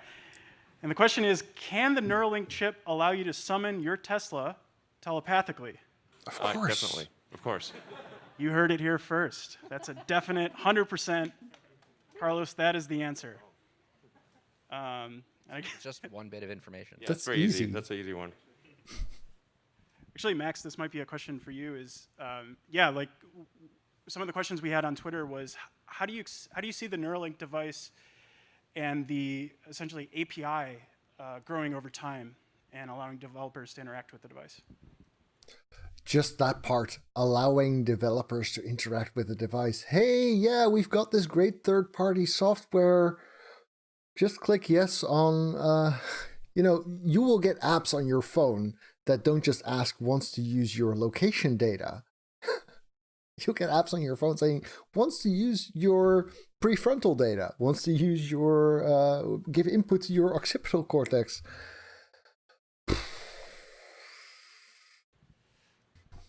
So there's interesting questions long term about whether you do decoding on head or on a phone or on a computer. Ultimately, so at 1,000 channels, it's possible to send all the spike data to a phone and do processing there. As this gets bigger and bigger, you're going to be more constrained by the radio, so you're going to want to push more of this on head, and that changes your programming model. But really, the APIs you're getting either bin spikes, you're getting raw waveforms, and that's like, you can consume it basically like an audio feed. Yeah, it's worth noting, like the lossless compression of the data stream is about 100 kilobits with 1,024 channels. Excellent. So this one came up a lot, and this particular question is from Yosef, but will this technology ever be used for gaming? Of course. Yeah, probably. 100%. 100%, yeah. I think that a good benchmark of does it work well in humans is, can a quadriplegic, does it work well enough for them to play StarCraft? I think that's a good functional target. Yeah, I agree. for sure. Yeah. Awesome. We'll pull out back from the Twitter questions that are kind of funny. This is a question for the efficacy of the device. Right now, is the device limited to surface layers of the brain only, or can we go deeper? Yeah, Diog, the latest update unfortunately bricked some people, but if you return them to the store, you can get a replacement free of charge. I don't expect the electrodes to go in the kinds of places that would do that, but I mean, honestly, if you put them on primary motor cortex, there's no reason you couldn't move someone's arms and legs with their phone. And that's, yeah. Interesting. Let's call it interesting. And if not now, what's holding us back from going deeper into the brain? We are planning on modifying the device and the robot to be able to sew into arbitrary depths of the brain. Right now, we're limiting ourselves only to the cortical surface because that simplifies many of the problems involved with going a lot deeper. And there's enough to What kind of do. things can you solve on the cortical surface versus when you go deeper? Sure. So a lot Most of of the it. low-level processing happens in the cortex in terms of motor intentions, sensory information that comes directly in. So your hearing, your auditory percepts. The thing about, I said most of it, but that's not really fair. The cortex does a lot. It doesn't do nearly all. There are lots of interesting things happening deeper in the basal ganglia, in the brainstem, in the cerebellum, which is not technically deeper, but whatever. The point is that the deeper you get, the more fundamental the functions get, right?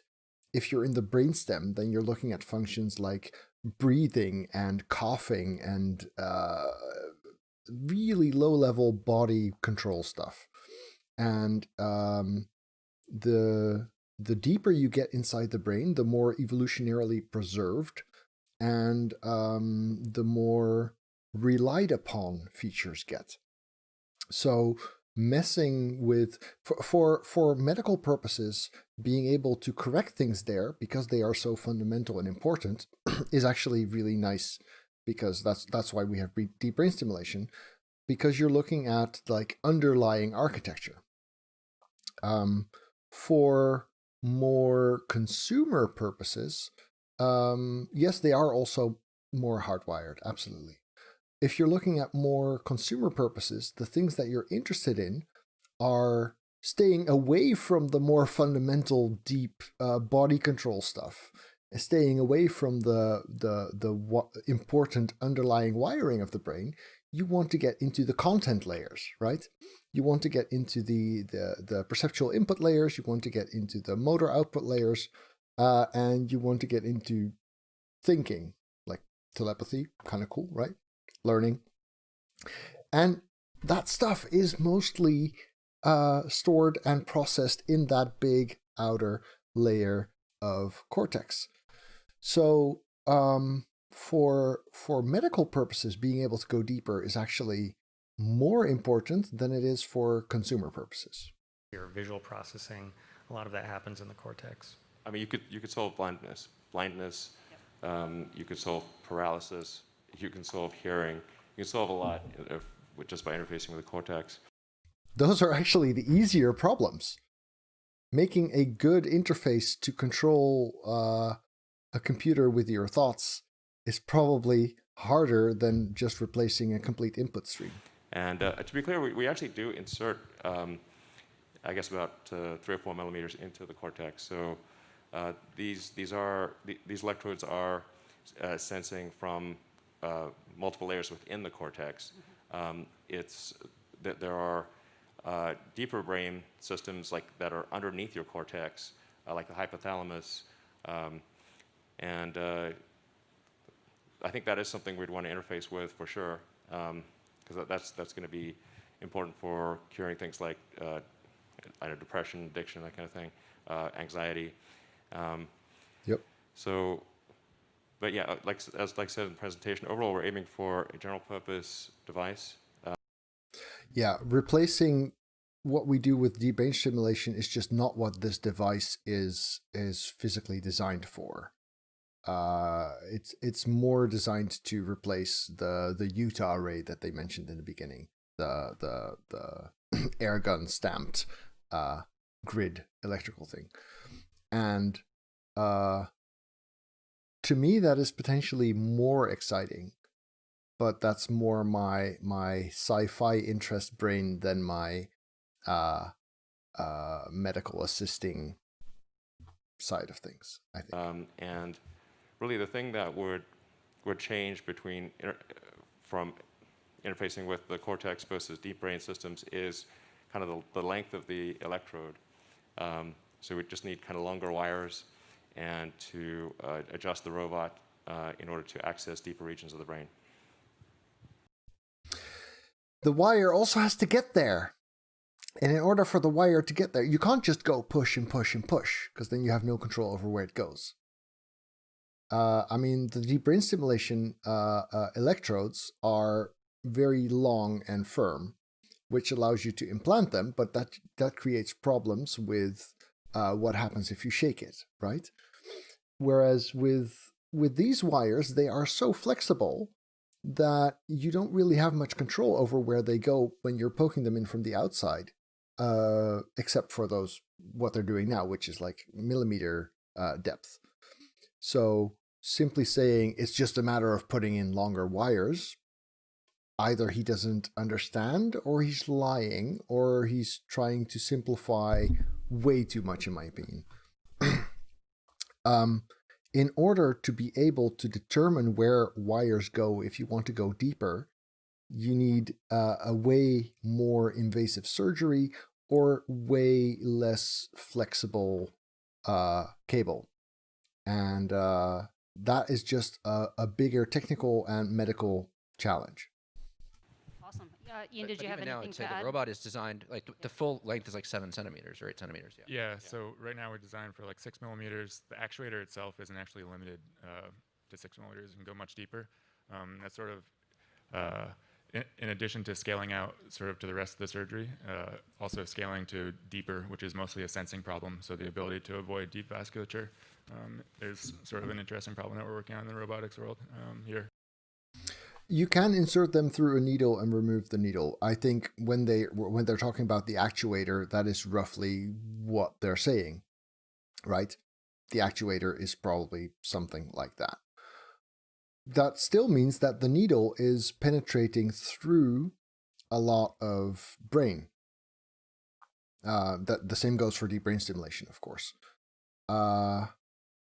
It really depends on how you would apply them. If you look at what the robot was doing earlier when we were looking at the actual putting in of the electrodes, because you're working from the outside, you can position each electrode individually, make sure that they're spaced, make sure that you're going around all of the blood vessels. But if you want to do that same kind of distribution deep inside the brain, you'd have to image where you're going, otherwise you're going to hit those blood vessels. You have to have enough freedom of movement with your actuator. I mean, I don't know what it would look like, but now I'm picturing something like a thin rod with control surfaces at the tip, and then go through the bottom of the skull. Yeah, but that's where your brainstem lives, and I would not touch the brainstem if I could avoid that. Because, you know, breathing and heart and stuff are kind of vital. That's kind of the whole point. I mean, right now with deep brain stimulation, they go from the top, dig down. I think they go between your hemispheres. I'm not 100% on that. But being able to put your spread of electrode tips around the area means you need a freedom of movement that, in order to have an actuator that has that freedom of movement, you start digging around in brain tissue. It might be constrained in terms of how much spatial it is, but you're still damaging things. Exactly. That's like a micro lobotomy, you know? So the technical challenge of doing that deeper in the brain, and the medical challenge, is just so much greater than being able to take off a chunk of skull, see from the outside what you're doing, put the electrodes in, and leave. So I imagine that we will see big cortical applications for quite a while before we are able to do the deep brain stuff with this kind of technology. Unless they come up with something that is totally different and I haven't thought of. But it doesn't look like this is what they're developing here. So yeah, lots of cool problems in the robot. And you're leading robot engineering. Yeah, sorry, I'm Ian. I lead the robotics program here. Robot is a man's best friend. All right, next question is, what is the most challenging problem that must be solved in order to meet Neuralink's ultimate goal? Well, I think... social resistance.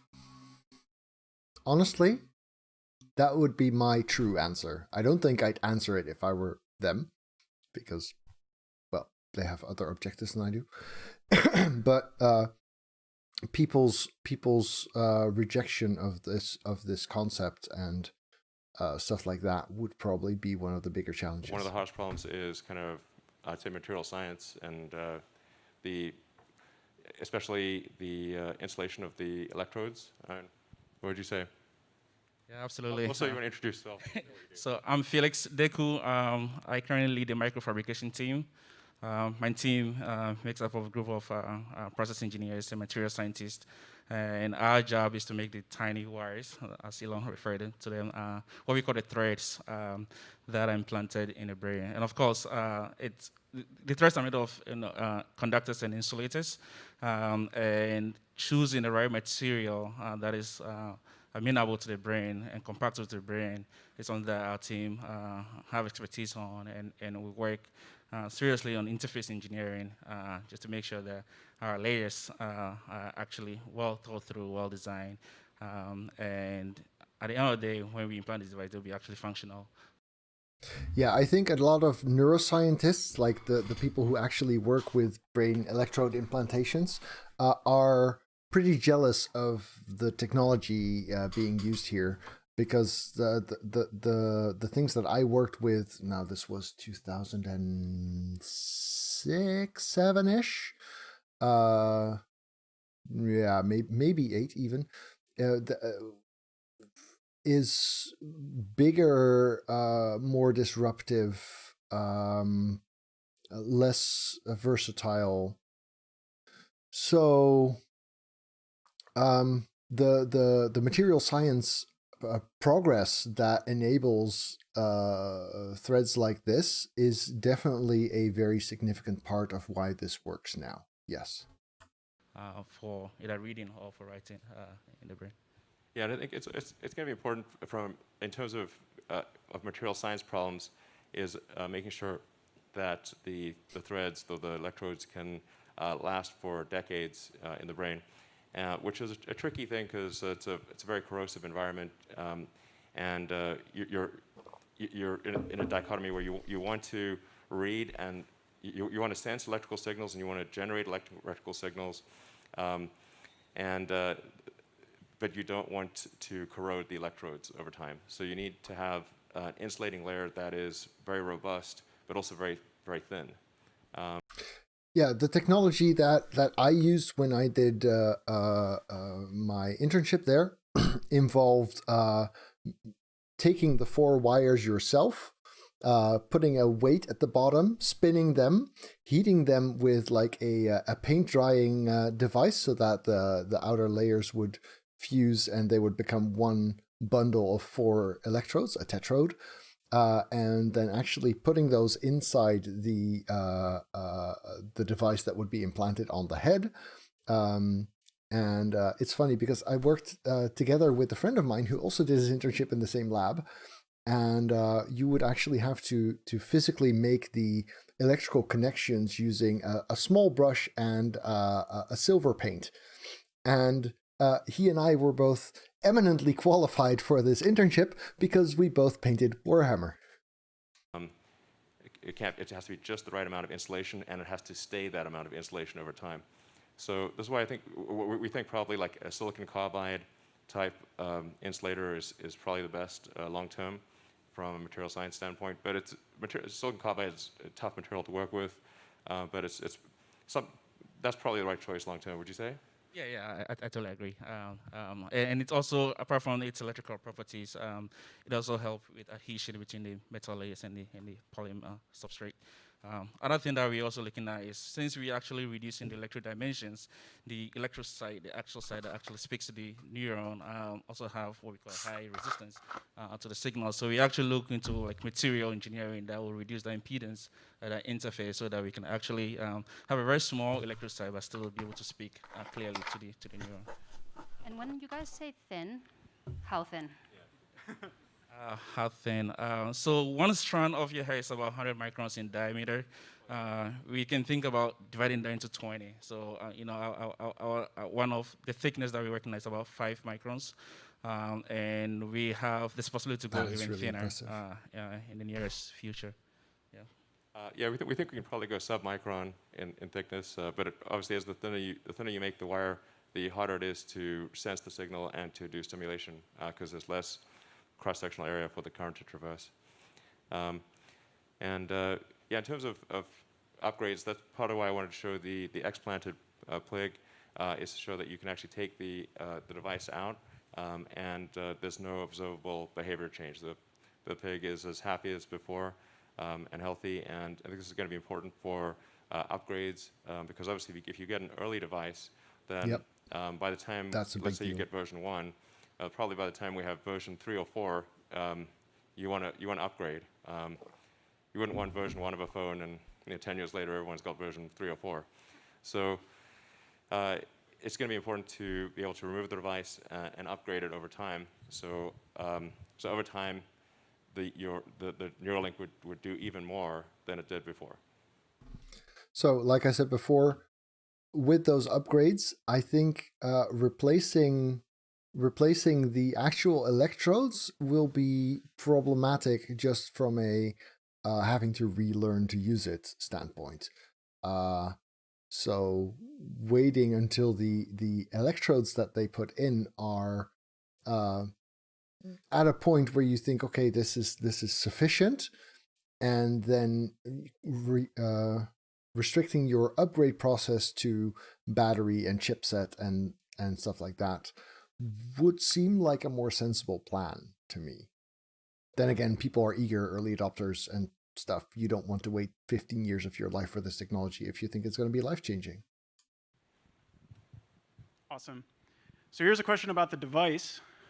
We have been talking a lot about read speeds and we haven't talked about read or write speeds. DJ, what are the read and write speeds of the device? Think of it like a computer. Sorry, when you say speed, what do you mean? Like, how quickly can you read information from the brain, and how quickly can you write information in the brain? Okay, so Chef Tech, it's not at all similar to an MRI. The purpose of doing an MRI for medical purposes is usually to figure out where there are holes in your brain, right? Your MRI basically measures where's the water. And if there's a chunk of your brain that has a hole in it, then it'll look different. You have functional MRI, where you look at brain activity.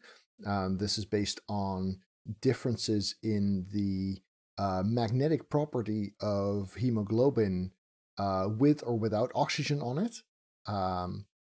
So you measure the way the magnetic field around fresh blood decays differently than around blood that has had its oxygen used up.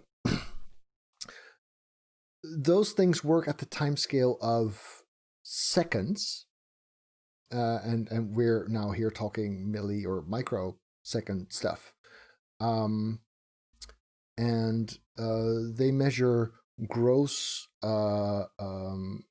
processing across relatively large chunks of space and very, very coarse timeframes. What you're doing here is you're zooming in because you have a way smaller area. An MRI can measure your entire brain, but you get activity from individual cells, or maybe clusters of a couple of cells. And the kinds of encoding and decoding you can do at this level are way more meaningful than you could ever do with MRI or EEG or MEG or whatever. So this is far more interesting to me, but at the same time, you're only doing it in a small part of the brain. Did stream die? Can anyone tell me that they can still see me? Because CAF apparently can't.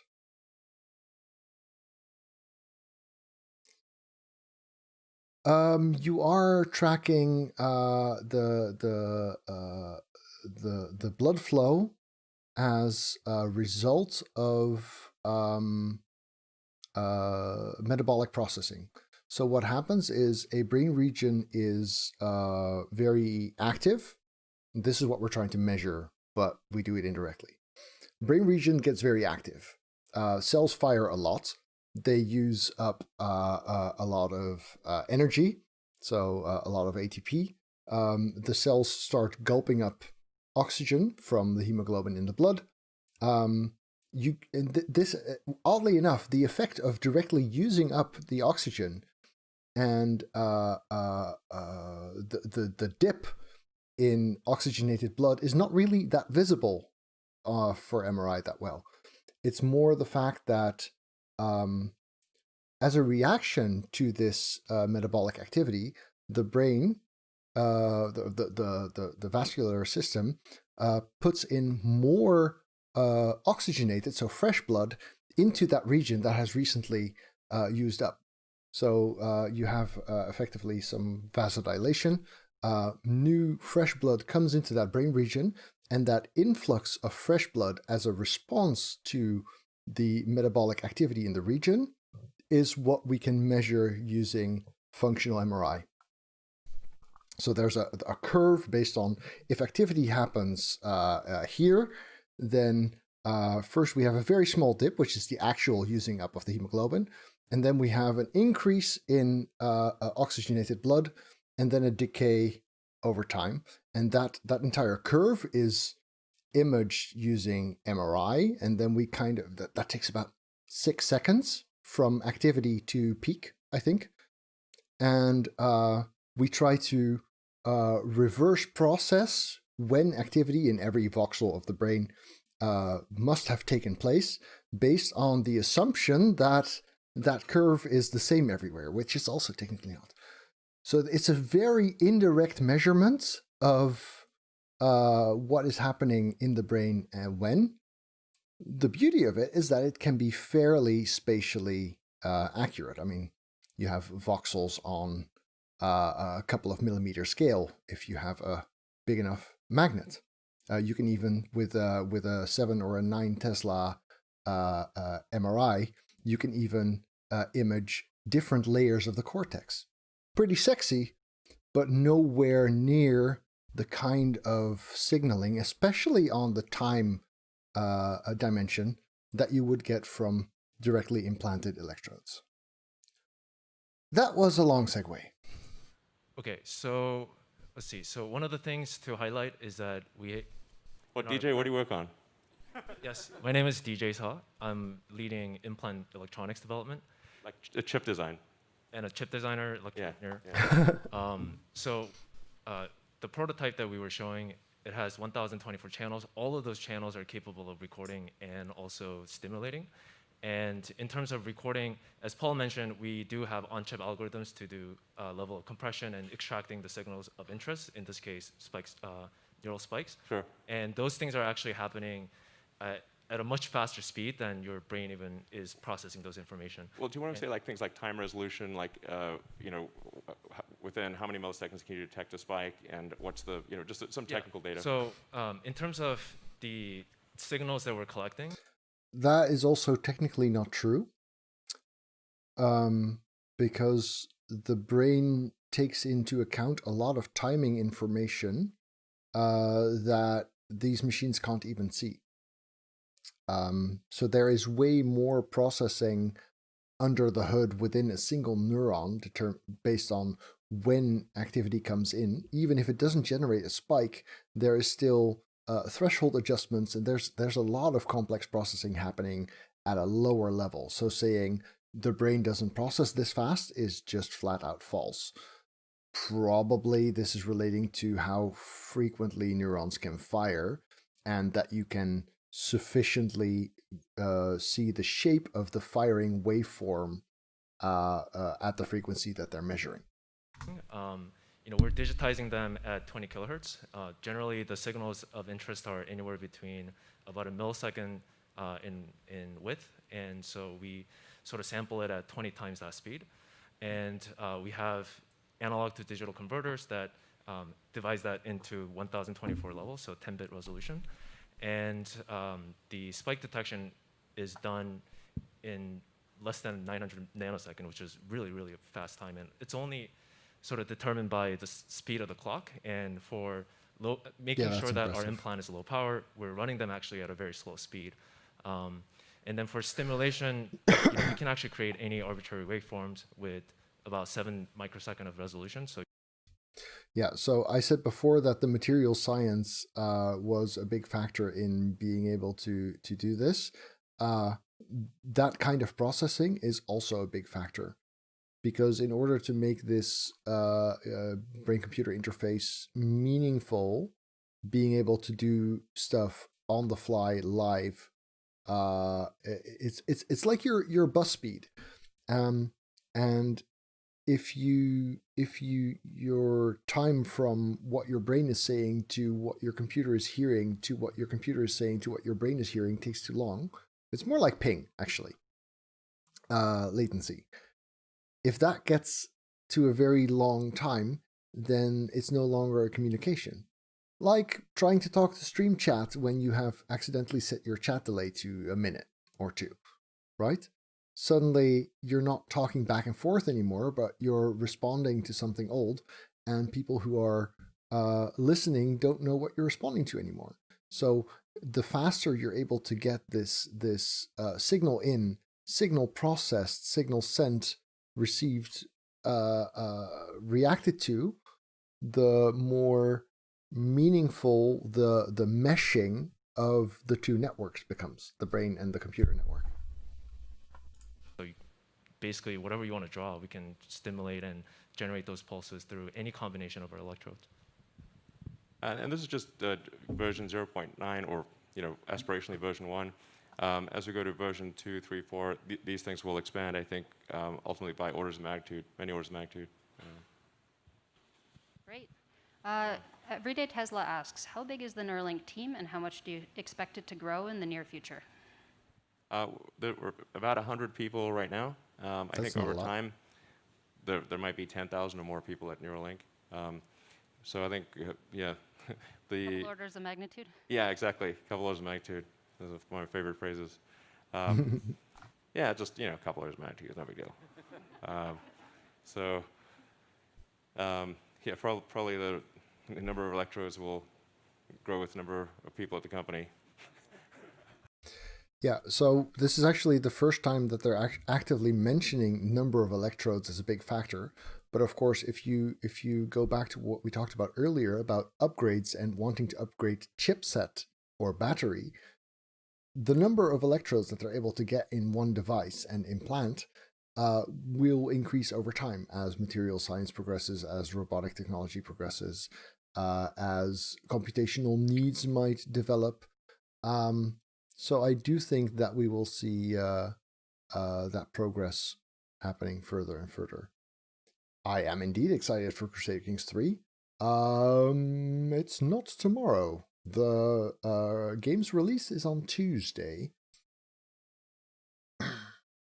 Nice, Diog. Sound of silence. All right, carrying on. Hopefully that's a super linear relationship. Yeah. Well, we might need a million people at the company then. Yeah, super, yeah, even more. Yeah. Ideally, super linear.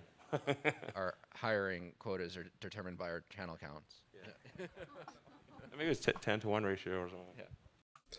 Cheftek is asking, in the future, after connecting my brain to that, could this technology be used to program our brain, like no hearing Final Countdown, the song, after reading Final Countdown somewhere? This technology, no.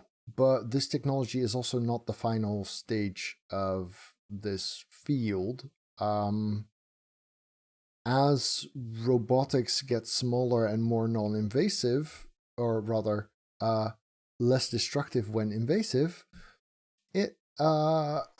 we become able to act on more regions and give more fine-tuned signaling.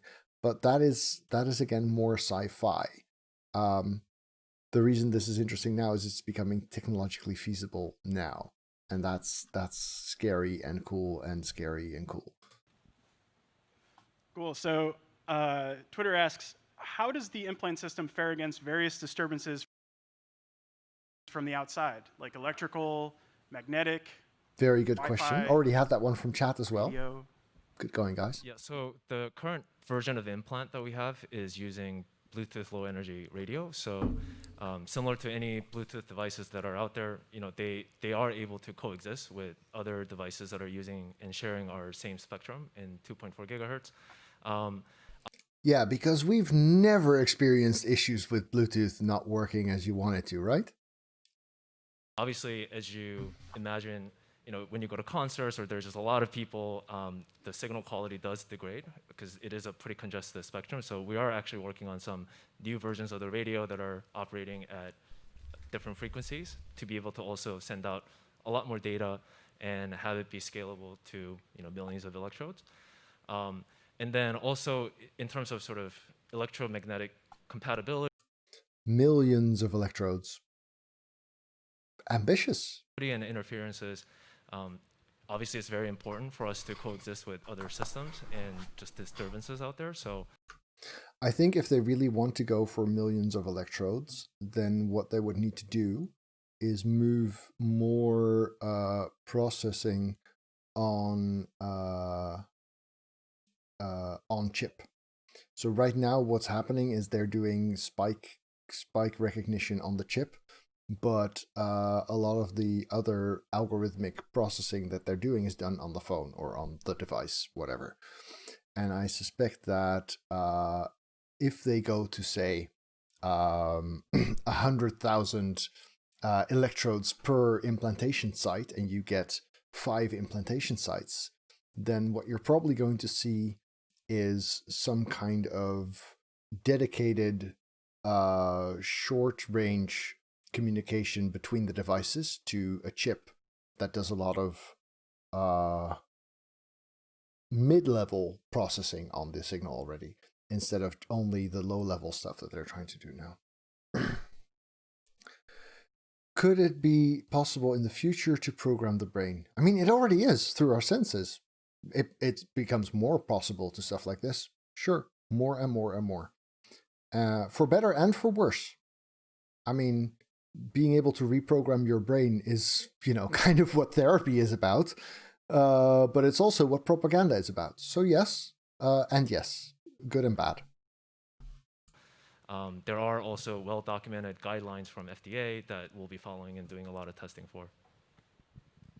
Fantastic. We are going to take an audience question. Fred, take it away. So we all want to play StarCraft using Neuralink, but what are some likely first applications? Well, I don't know if we all want to play StarCraft. There are other games. There are other games. Yeah, I like exactly. But also StarCraft. So our first clinical trial is aimed at people with paraplegia or tetraplegia, so cervical spinal cord injury. We're going to enroll, we plan to enroll a small number of patients to make sure the device is safe and that it works in that case. Makes total sense. Yeah, so actually just to elaborate on that, if somebody is like a severe spinal cord injury, to the degree that they have very limited control even over their facial muscles, then but with this implant you can actually think just by thinking you can output words, and you can type, and you can control a computer, control a phone. And the reason they're mentioning people who have very limited control over facial muscles is very important, because at first glance you would think that the use case, the big use case for technology like this is people with quadriplegia, right? People who can't control their limbs. As it turns out, if you can control your tongue and your cheeks and your eyebrows and stuff, you have enough input bandwidth to control lots of things. And so in order for this technology to prove an added value above what we can get from muscle signals, you start restricting the range of potential patients to the ones who really aren't able to use muscles to provide output. So the complete locked-in patients, which is a very rare group. Those people would be greatly helped by this technology. What I think we're going to see is that the technology used there gives us a lot more meaningful output than just the muscle signature does, because it's way higher bandwidth. When we can do more with it, control more with it, control faster with it, it's going to be a way more appealing to also use it for other applications. That's the step that I feel like they're kind of bypassing by talking about millions of people and robotic surgeries. But then Elon is someone who likes to bring the future closer instead of waiting for it to happen. Which is pretty wild. And I think something that's very exciting as a long-term application is if you can sense what somebody's trying to do with their limbs, what they want to do with their limbs, then you can actually do a second implant that's at the base of the spine, or wherever, just after wherever the spinal injury occurred, and you can create a neural shunt. So I think long-term, I'm confident that long-term it will be possible to restore somebody's full body motion. So if somebody even has a severed spine, they will be able to walk again. They will be able to use their hands. And like when you have a severed spinal cord, you essentially have broken wires. And so if you can just jump over those wires and transmit the signals over those wires, you can give somebody the ability to walk again, naturally. Right now, what we're talking about is less fixing their facial muscles or toning down their disability, but rather giving them the opportunity to use a cursor and to type, where before they basically could maybe blink. That's the kind of improvement.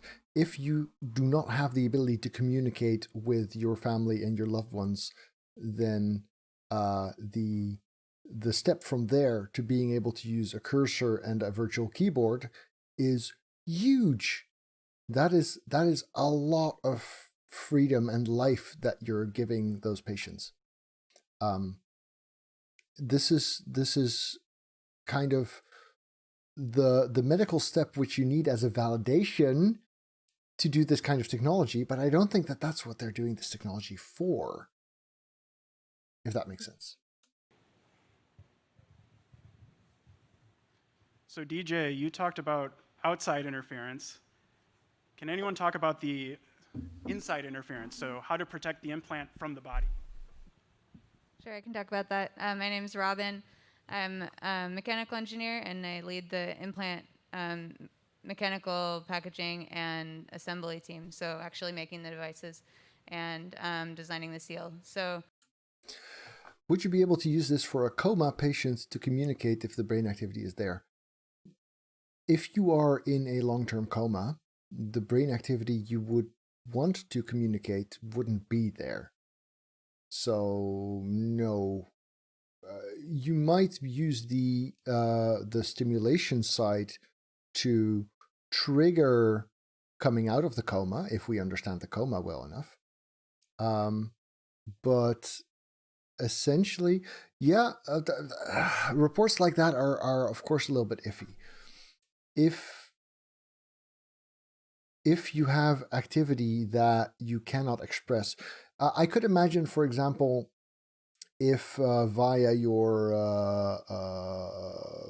pons, what's it called, ponticular formation, you shut down the motor output to your body, which is also what you do when you sleep. But you do have all the relevant brain processes going on, then yes, this would be a very big deal, right? If it's only the output that's shut down, but not the processing. But if the processing isn't happening, then there's nothing to interface with, really. So then you need another step first. Yeah, the body's not a friendly place to be. So what we do is basically create an accelerated test chamber that can mimic the conditions that the devices will see in the body. Typical nerd expression. The body is not a friendly place to be. I disagree. And basically test the devices at as fast as accelerated rate as we can. At this time, we're limited temperature-wise by some of the electronics components, but basically we can test subsystems to mimic the environment in the body. And by that, we've brought some devices in the tester right now to almost a year, and all the implanted ones prior to these implants, we had tested the same architecture in the test. To be honest, I'm less worried about the body harming the device, which is what they're talking about here, and the kinds of things they're testing, and more about inflammation, infection, rejection types of things. Tester to validate it. And yeah, so there's obviously chemical things attacking the implant. There's pressure, there's mechanical shock and vibration. So all of these things are part of it. And yeah, I think one of the things that really helps is having everything in-sourced in-house. So We That's have what I was going the for, capability Georg. to deposit thin layers of metal. We have the capability to weld glass and machine micron scale with lasers. And yeah, so basically we have all the tools in-house to be able to design any sort of sealing, enclosure, packaging that we need to do. That's very sexy. Awesome, thank you, Robin. Another question from Twitter. Will you be able to save and replay memories in the future? Yes, I think in the future you will be able to save and replay memories. The future is a very vague concept, or rather, not very specific.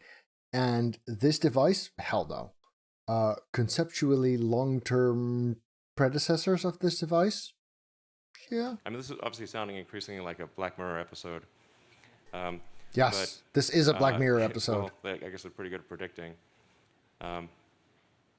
But yeah, essentially, if you have a whole brain interface, everything that's encoded in memory, you could upload. You could basically store your memories as a backup and restore the memories. And ultimately, you could potentially download them into a new body or into a robot body. The future is going to be weird. Yes, the future is going to be weird. So I can't help but notice that the pigs back there are pretty well behaved and pretty darn cute. Can anyone talk about, I'm looking at Autumn over here. First, can you tell everyone who you are and what you do here? And can you describe, like, how are they so well behaved and so smart? Well, I'm Autumn, and I lead our animal care program. And our philosophy here is to set up a system where the animals are able to volunteer, to make choices, to participate in our projects. As you see, sometimes they choose not to participate, and that's okay. I'm not buying it. We want to make sure that our animals are happy and healthy. So all of the behavioral research that we do is led by positive reinforcement. And again, that allows for them to choose to volunteer or not. Sam's also on our animal care team. Sam, do you have anything to add to that? Hi, I'm Sam, one of the veterinarians here. Work closely with Autumn, taking care of the animals. And yeah, it's just emphasizing what Autumn said, the whole animal care program here. In fact, the whole company here is very dedicated to promoting the care of these animals. Everybody's involved. Everybody's very interested in making sure that they're taken care of. And yeah, the program from top to bottom is designed to make sure that they can express their species-specific behaviors, choose to do things. We don't force. Yeah, that may be true, but at the end of an experimental run, you're still killing them, slicing them up, inspecting their brain for microscopic damage, and inspecting their blood work and stuff. Which, I mean, honestly, it's way harder to replace this kind of animal work with an alternative than it would be to replace the meat industry with an alternative, and we don't do that either. I personally find that anyone who takes issue with scientific experiments but is not a vegetarian is somewhat hypocritical, because one is practically impossible to replace and the other is fairly straightforward to replace, and also occurs on a way bigger scale. Things / rant. as much as possible. And yeah, that's why you see the pigs happily rooting around the straw right now and generally being very content. They do have those natural little smiles on their faces, which is ever delightful. Next question is, what programming language are you guys using for developing the device? Okay, now we're getting into a lot of PC nerd stuff that I don't know much about. Different types of programming languages. So for chip development, a lot of Verilog for doing low-level programming at the kind of the register transfer level. As you go up higher and higher, there are various C, C++, Python. But to be honest, like at the end of the day, it's not which programming language do you know how to use. It's do you know the principles behind coming up with just methods to enable these systems to work. So I think if you have any experience in programming and you've been building things since you're little, you should really come join us. Yeah, but can I play Crisis? Eventually. It can play Crisis. Cool. Crisis confirmed. And then Ian, what Awkward. about yeah. Ian, what about the robot? What kind of programming languages and tech stacks are you using over there? I mean, sort of just reiterating what DJ said, sort of doesn't matter. Like specifically for us, there's a real-time low-level platform, C++, some Java and Python scripts. Okay, this is way less but really, interesting to me. those are Sorry. productive work done. You use R, it's more just, can you like accomplish things really quickly? It's from This Is Rex. They're wondering, can this device be used to explain consciousness? In the long term, of course. I can certainly shed some light on consciousness. So this is a really interesting question. I think the answer is yes. And I think one of the reasons that consciousness is so hard is because, like anything in physics, you're looking at a mapping from X to Y, where X is the neuronal correlate, it's the thing that's happening then physically, and then Y is this phenomenal state. And historically, we've been unable to observe the neuronal correlates very well, and unless it's in you, we've been unable to observe the phenomenal state. Okay, so yes, getting invasive. The thing is, direct electrode recordings are really hard to capture in humans because of ethical reasons. The kinds of experiments that they do with animals are the kinds that we don't typically do in humans. And since animals don't have language, the kinds of experiments that you get from psychology with verbal instructions and with self-reports and all those kinds of things are not accessible to animal researchers. So there's a gap between technological and ethical experimental methods in animals and humans as subjects. And being able to bridge that gap, because these implants are safe enough to ethically use in humans, will help a lot. Not because of introspection, like that guy's saying. So as soon as neuroscientists are able to personally get these tools where they can see the correlates and they can have the experience, I think the hard problem will vanish very quickly. What I find remarkable is that the universe started out as like quarks and leptons. We'll call it like hydrogen, and then after a long time, well, what seems like a long time to us, the hydrogen became sentient. It gradually got more complex, and then but we're basically hydrogen evolved, and somewhere along the way that hydrogen started talking. Yeah. So basically, the reason they're doing this is basically sure, we can study consciousness, but let's demystify the concept, because if we're going to turn from understanding how brains see themselves to this floaty mythical fairy dust soul concept, then we've left the realm of science and we have very little left to talk about. And thought it was conscious. I like the joke that it turns out that if you bombard Earth with photons for long enough, it'll emit a Tesla. Exactly. Yeah, that's exactly what happened. I like that joke too. I had not heard that one before. Just basic science, guys. Yeah. It's That's just what they teach science. you in school. Right, So there's a lot of Twitter comments coming in about a question that I think is on everyone's mind, no pun intended. What is the security of the device look like? Yes. What kind of that's a precautions big are being question. taken, and what does the future look like for the security of the system?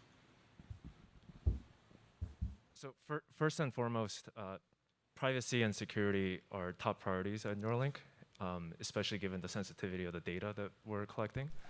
And one of the things that we're ensuring is to make sure that a lot of the interactions with the brain data is going to be encrypted and authenticated properly. Yeah.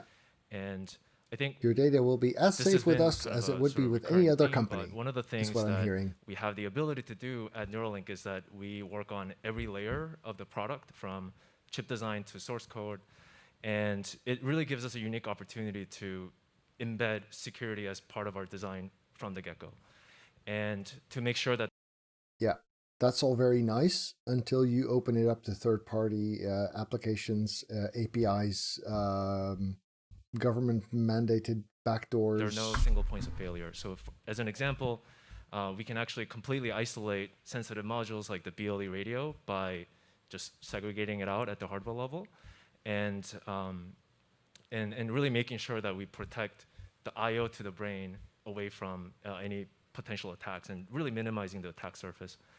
And we have in-house security expertise, and we're also working with external parties to do audits and perform penetration testing.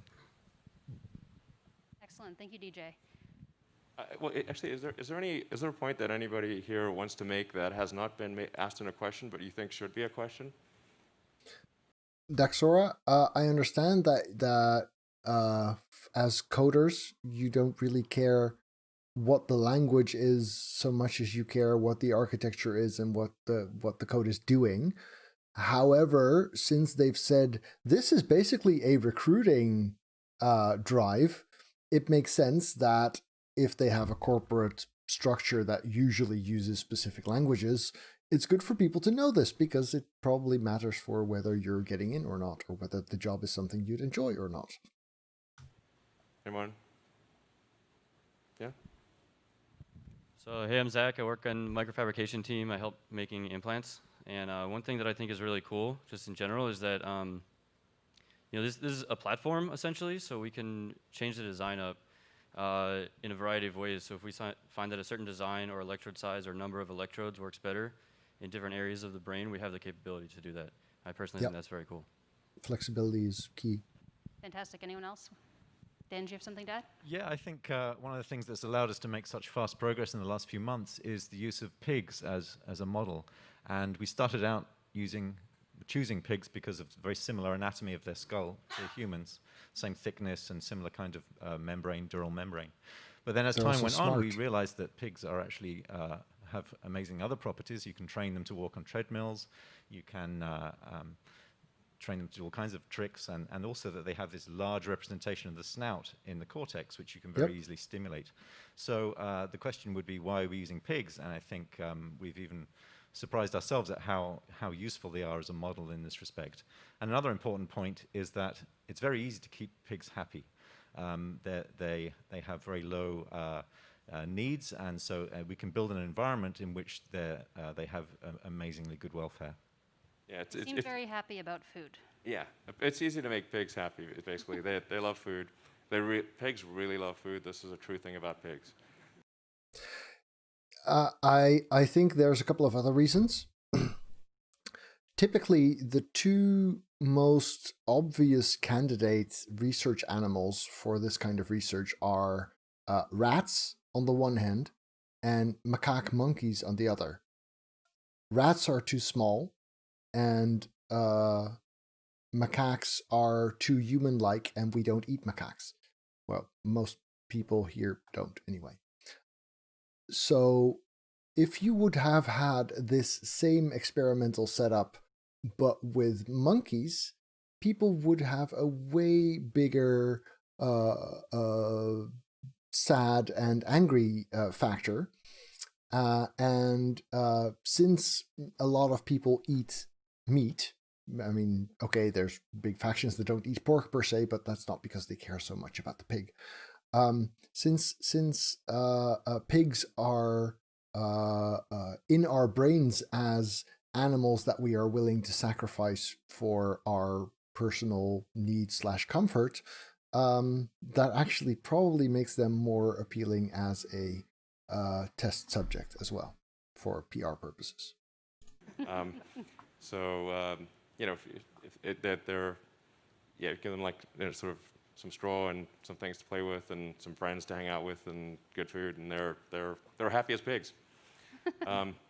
And then pigs are actually quite similar to people. So that's if we're going to figure out things for people, then pigs are a good choice. And they're quite robust creatures, like little tanks.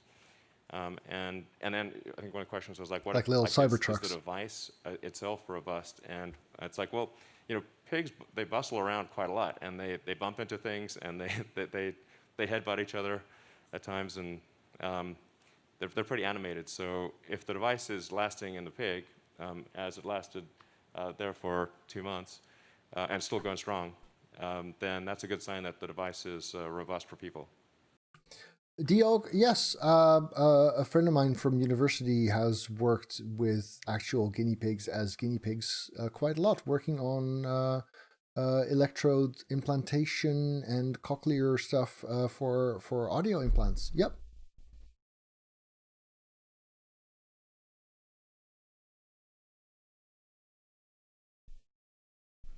Yeah, okay, that is fine. I'm not a programmer. So for me, that question makes sense from a hiring perspective, but not from a being interested in how the code works perspective. Yeah. Fantastic. One common theme that's been coming up a lot on these Twitter questions coming in is that of availability. And so Matthias has a specific question on this, which is any estimate of how much it will cost at launch and what price it will reduce to over time?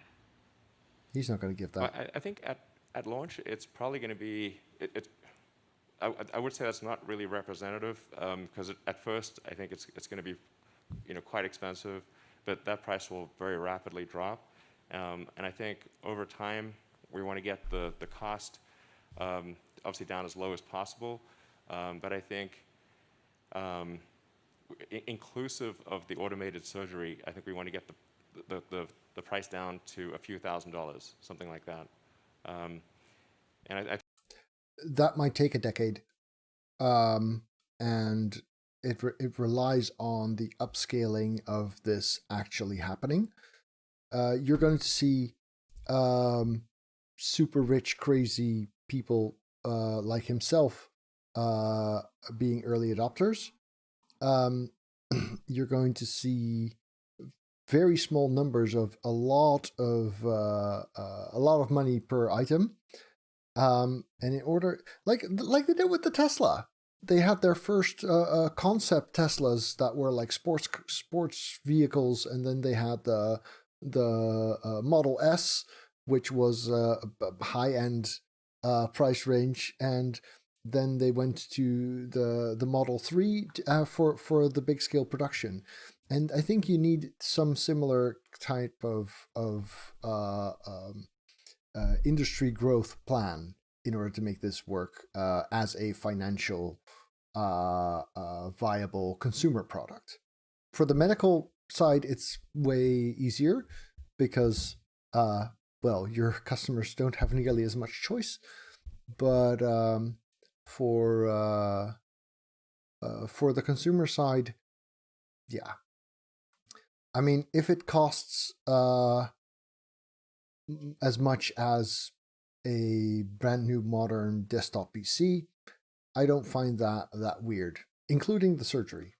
I think that's possible. I think it should be possible to get it similar to LASIK, and then the device electronics itself. I think will not be very expensive because it actually does use a lot of the parts that are made in extremely high volume in tens of millions of units for smartphones and smartwatches and wearables in general.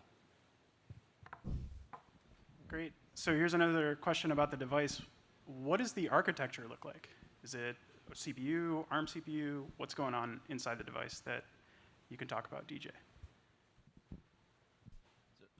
I can talk a little bit about the digital architecture. It's fully custom. One of the most difficult challenges, I think, of building an implant is the energy density. So the more electrodes you record from, the more energy you're going to be consuming.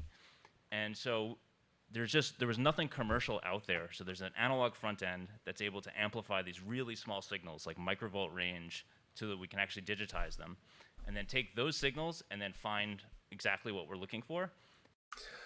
What worries me about that price point is the moment this becomes not just a cool toy, but a significant advantage. Hey, I talked about that in my 2003 presentation as well.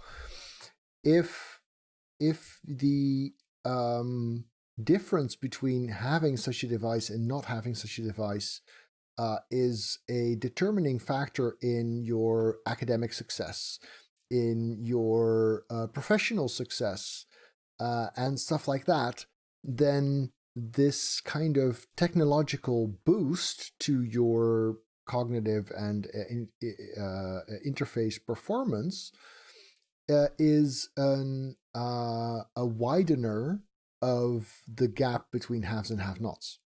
And that is a big ethical and societal consequence of technology like this.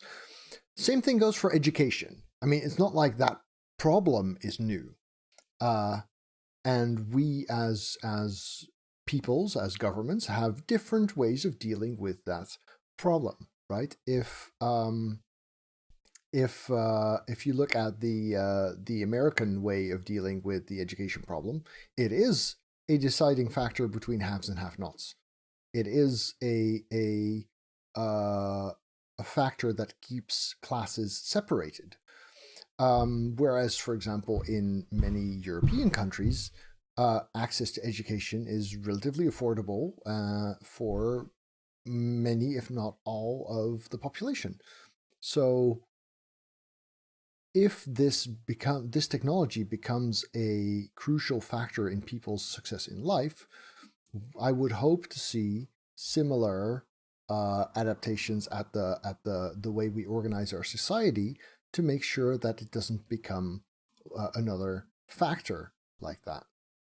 And there was nothing out there that could basically do those two things, and so that's why we had to build a full custom ASIC. And so there's really there's nothing out, like it out there. It's designed specifically to record signals from the brain, and anything else would just be wasting energy.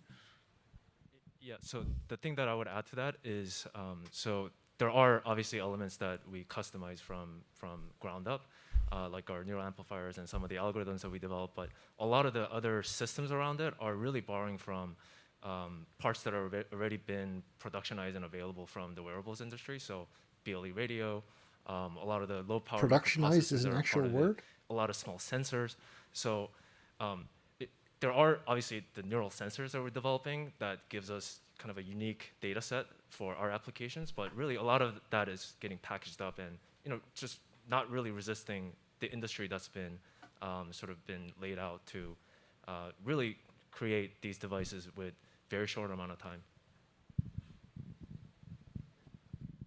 So here's another question about the integrity of the device, more from a mechanical perspective. So you're replacing a piece of bone and replacing it with an implant.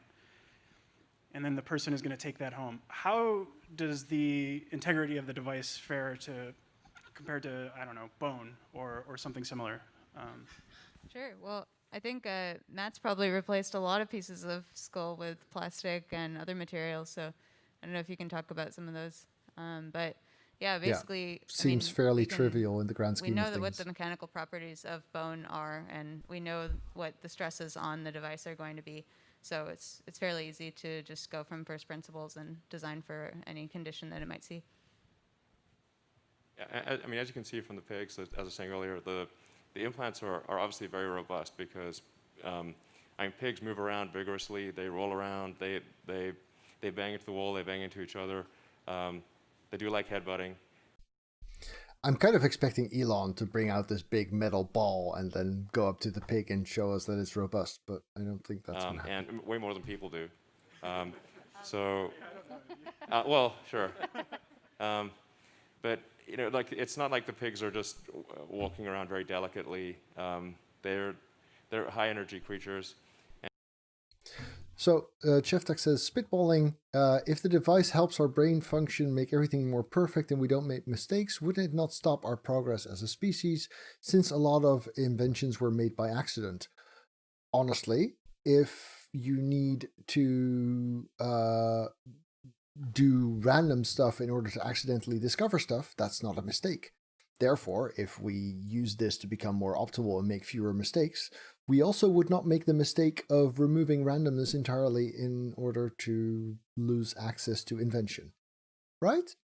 That would make sense to me.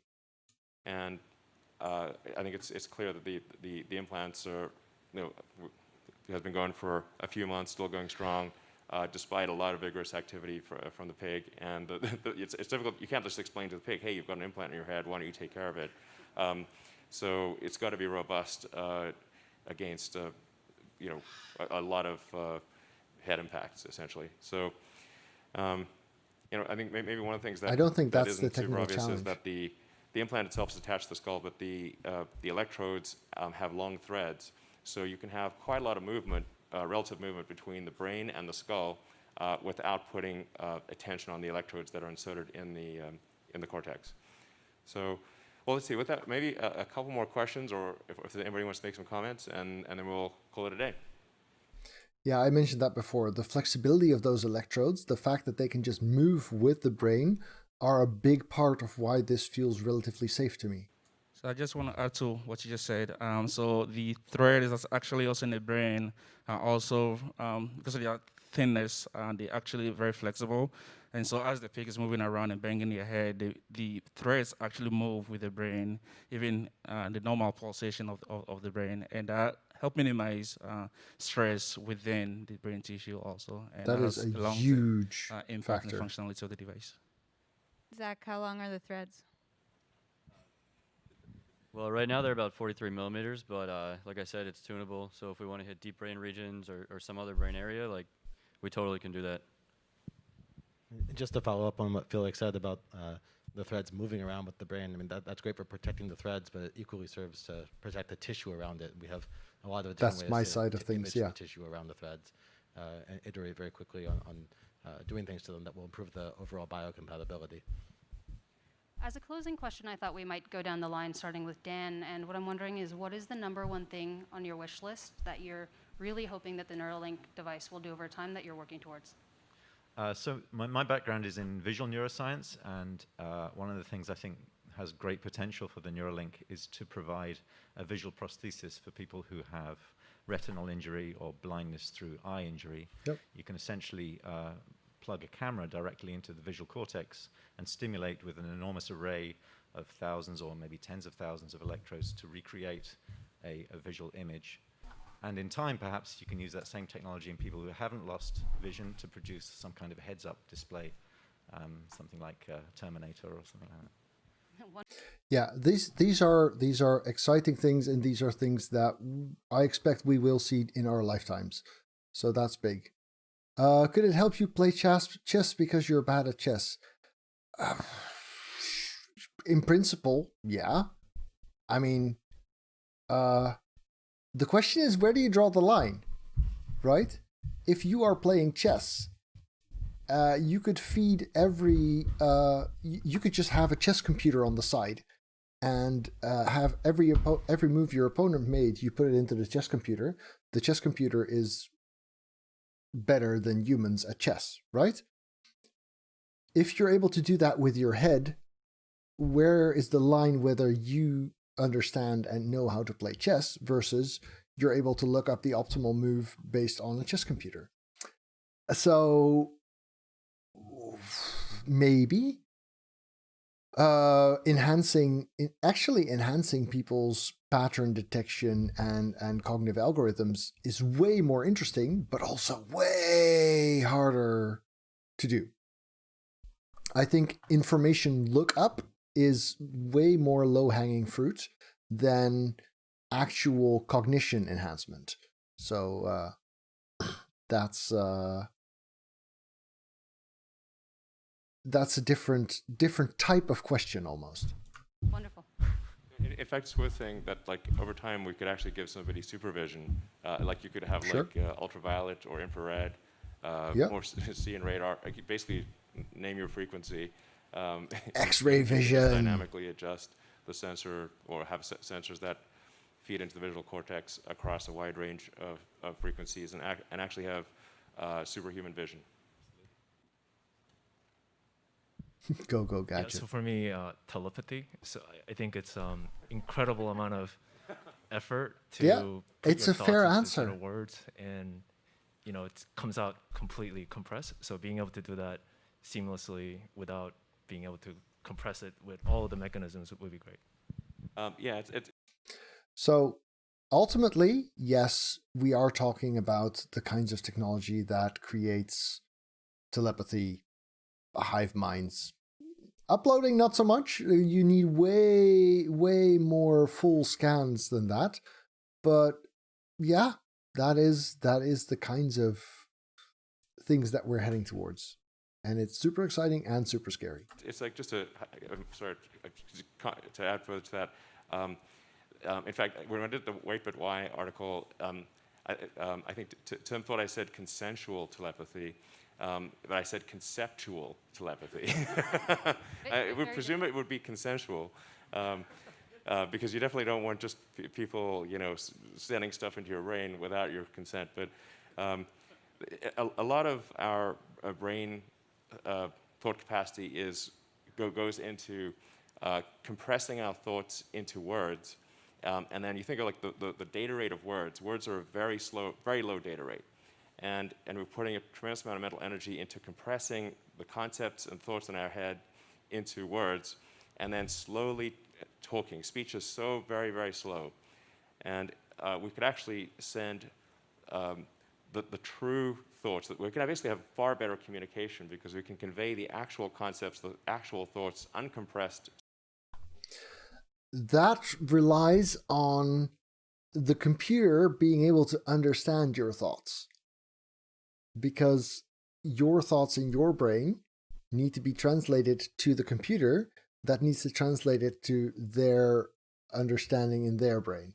So in order to do this, I mean, you can't just fire up what you feasibly could just send connections from one to the other and have the two wetware nets, so one brain and the other brain be the one talking to each other without the computer layer in between, only as an input-output transfer. That's iffy. Whew. To somebody else. So non-linguistic, consensual, and conceptual Yes, telepathy. exactly. Okay. Non-linguistic, consensual, conceptual telepathy. There we go. Yeah, I've actually been excited from the beginning, sort of about the side benefit of these devices. I sort of see them as essentially like an oscilloscope to a printed circuit board is our device to the brain, where just by virtue of having this in there and being able to see what's actually going on, you'll end up learning a ton about how the brain works. And so sort of augmenting people, but also just using that to learn a lot more about like neurological diseases is really exciting to me. Absolutely. So to sort of follow up on Elon's thought, I feel, and I imagine a lot of other people feel the same way, that there's a lot of sort of trapped creativity in your mind. You can, for example, close your eyes and conjure up like an incredible, like Dali-esque scene. But if I wanted to actually show someone that, it would take years of honing a craft to be able to paint that. And so potentially with enough electrodes in the right places, you could begin to sort of tap into those raw concepts. Yeah, that's because you don't actually know what it looks like, you know what it feels like. And you want to convey that feeling without having to generate the image. Or thought vectors, and be able to decode that and show people. It could be for, art, you imagine music, or even for like engineering, like a three-dimensional model. And like. So mental artistry is a new field. Yeah, makes sense, yeah. I like to think about ways to interface devices with biology better. And so one of the things I'm looking forward to is getting this thing to be less like technology and more like biology, so that it really is seamlessly interfaced with the brain, stable for a very long time. And then similar to that, having stimulation be much more precise and multidimensional, such that eventually the brain sort of doesn't really know if it's being stimulated from outside or inside, and you end up just sort of completely merging. That's an exciting take on it. Max is asking, will people who suffer from autism be able to feel emotions if another person sends them? People who suffer from autism do feel emotions quite a lot, yes. They often have a harder time recognizing them in others and responding to them in a socially acceptable way. But autistic people are no less emotional than neurotypical ones. Wow. Yeah, following up on stimulation, one of the things our device can do is simultaneously read and write on every channel, stimulate and record. And that's, both a more challenging problem than it may seem like at first, but also, incredibly exciting, the sort of the vistas that it opens up. I mean, it's really kind of the whole game in terms of interfacing with the nervous system, and I'm very excited to use that. Me too, and scared. Yeah, I'm excited just because of the scalability of the device. We're doing everything in-house, and all of it can scale to more channels, more brain regions, et cetera. I think, yeah, I'm really interested about solving things related to anxiety or depression, or even like removing fear. Like I'm an athlete, and to like rock climb without fear would be pretty. Maybe you need a little bit of fear. Yeah, just a little. But anxiety and also, depression it'd be are great if good we could make the shouts. pigs fly, but For anxiety and depression, I'm not sure how well that will work from the cortex, though. I think we have an incredible opportunity to limit human suffering to a tiny fraction of what it is today in all kinds of different avenues. Pain being the essence of suffering, we might be able to control that finally. And so many other diseases, so much other suffering in the world, I think the Neuralink device could help a lot with. Amazing. I think all these things are great. They're thinking too small for Elon. I mean, these are already enthusiastic nerds. He has to go one bigger. Functions for a Neuralink. I think on a species level basis, I think it's going to be important for us to figure out how we coexist with advanced artificial intelligence, and I think achieving some kind of AI symbiosis where you have an AI extension of yourself, like a tertiary layer above the limbic system and cortex, and having that symbiosis be good, such that the future of the world is controlled by the combined will of the people of Earth. I think that's obviously going to be the future that we want, presumably, if it's the sum of our collective will. It's a voting machine. This is why he's doing it. And so I think it's going to be important from an existential threat standpoint to achieve a good AI symbiosis, and that's what I think might be the most important thing that a device like this achieves.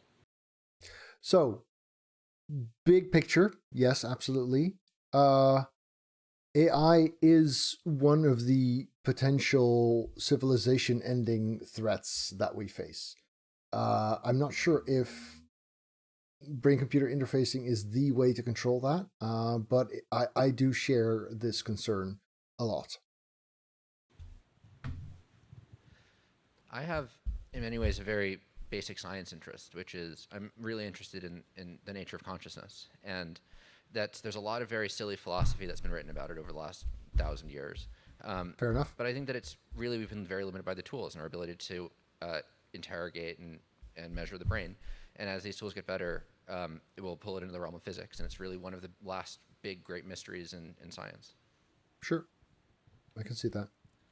So for me, can you imagine a disease-free future? A future where you know what's going to happen to you before it happens, so you can prevent it.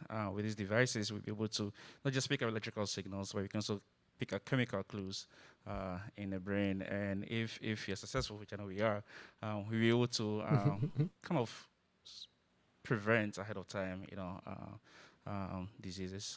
And really, the functionality of this device is widespread. So I'm looking forward to the future. That's a bit of a snake oil answer. I'm really but excited sure. about the opportunity to help people overcome challenges that they face through life circumstances, bad luck, through no fault of their own, spinal cord injury, brain disease, some devastating things that completely change your life. Hopefully we can depression help them get some function back. I know and love many humans with autism spectrum disorder. So I'm really interested to see how the Neuralink might be able to support them if they chose to do that. I'm so happy that she said support them instead of cure them, because it's so much of who you are that suggesting you fix this instead of help you get input in other ways. Yeah, this is good.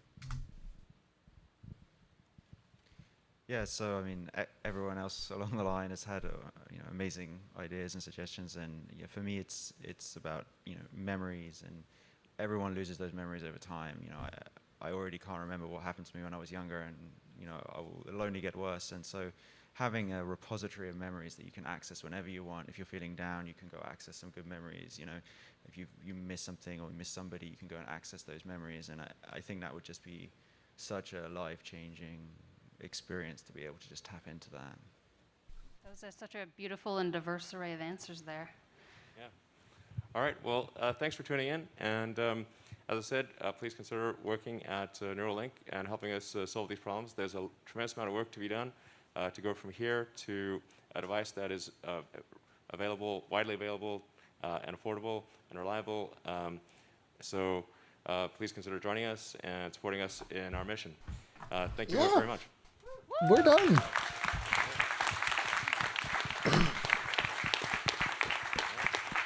This was exciting. About the people with a disease versus diseased people, people's preference with regard to say people with autism versus autistic people greatly differs.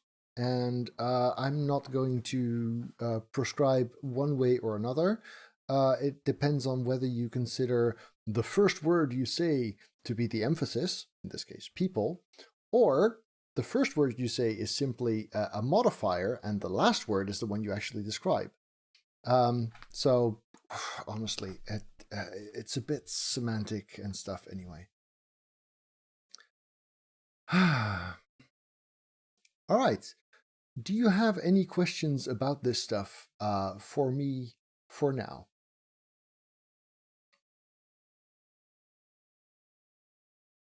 I will give chat lag a second and give people some time to type. If you're watching this on YouTube, because I will also post it on YouTube, feel free to post your questions in the comments. I'm not promising that I'm always going to answer them. Also, if you're interested in talking science or gaming with me, then over there you have a bunch of links to my Twitch page, my YouTube channel, my Twitter, and my Facebook. Also in the video description below, you can find my Discord. So do check in there if you are interested in talking science or other stuff with me and my community more often. Am I more optimistic or pessimistic about the technology? I am more optimistic about the technology and about technology in general. I'm very concerned about our use of fossil fuels and climate. I'm very concerned about the reduced reliance on labor for economic processes, because that will be very disruptive to civilization. I'm worried about artificial general intelligence.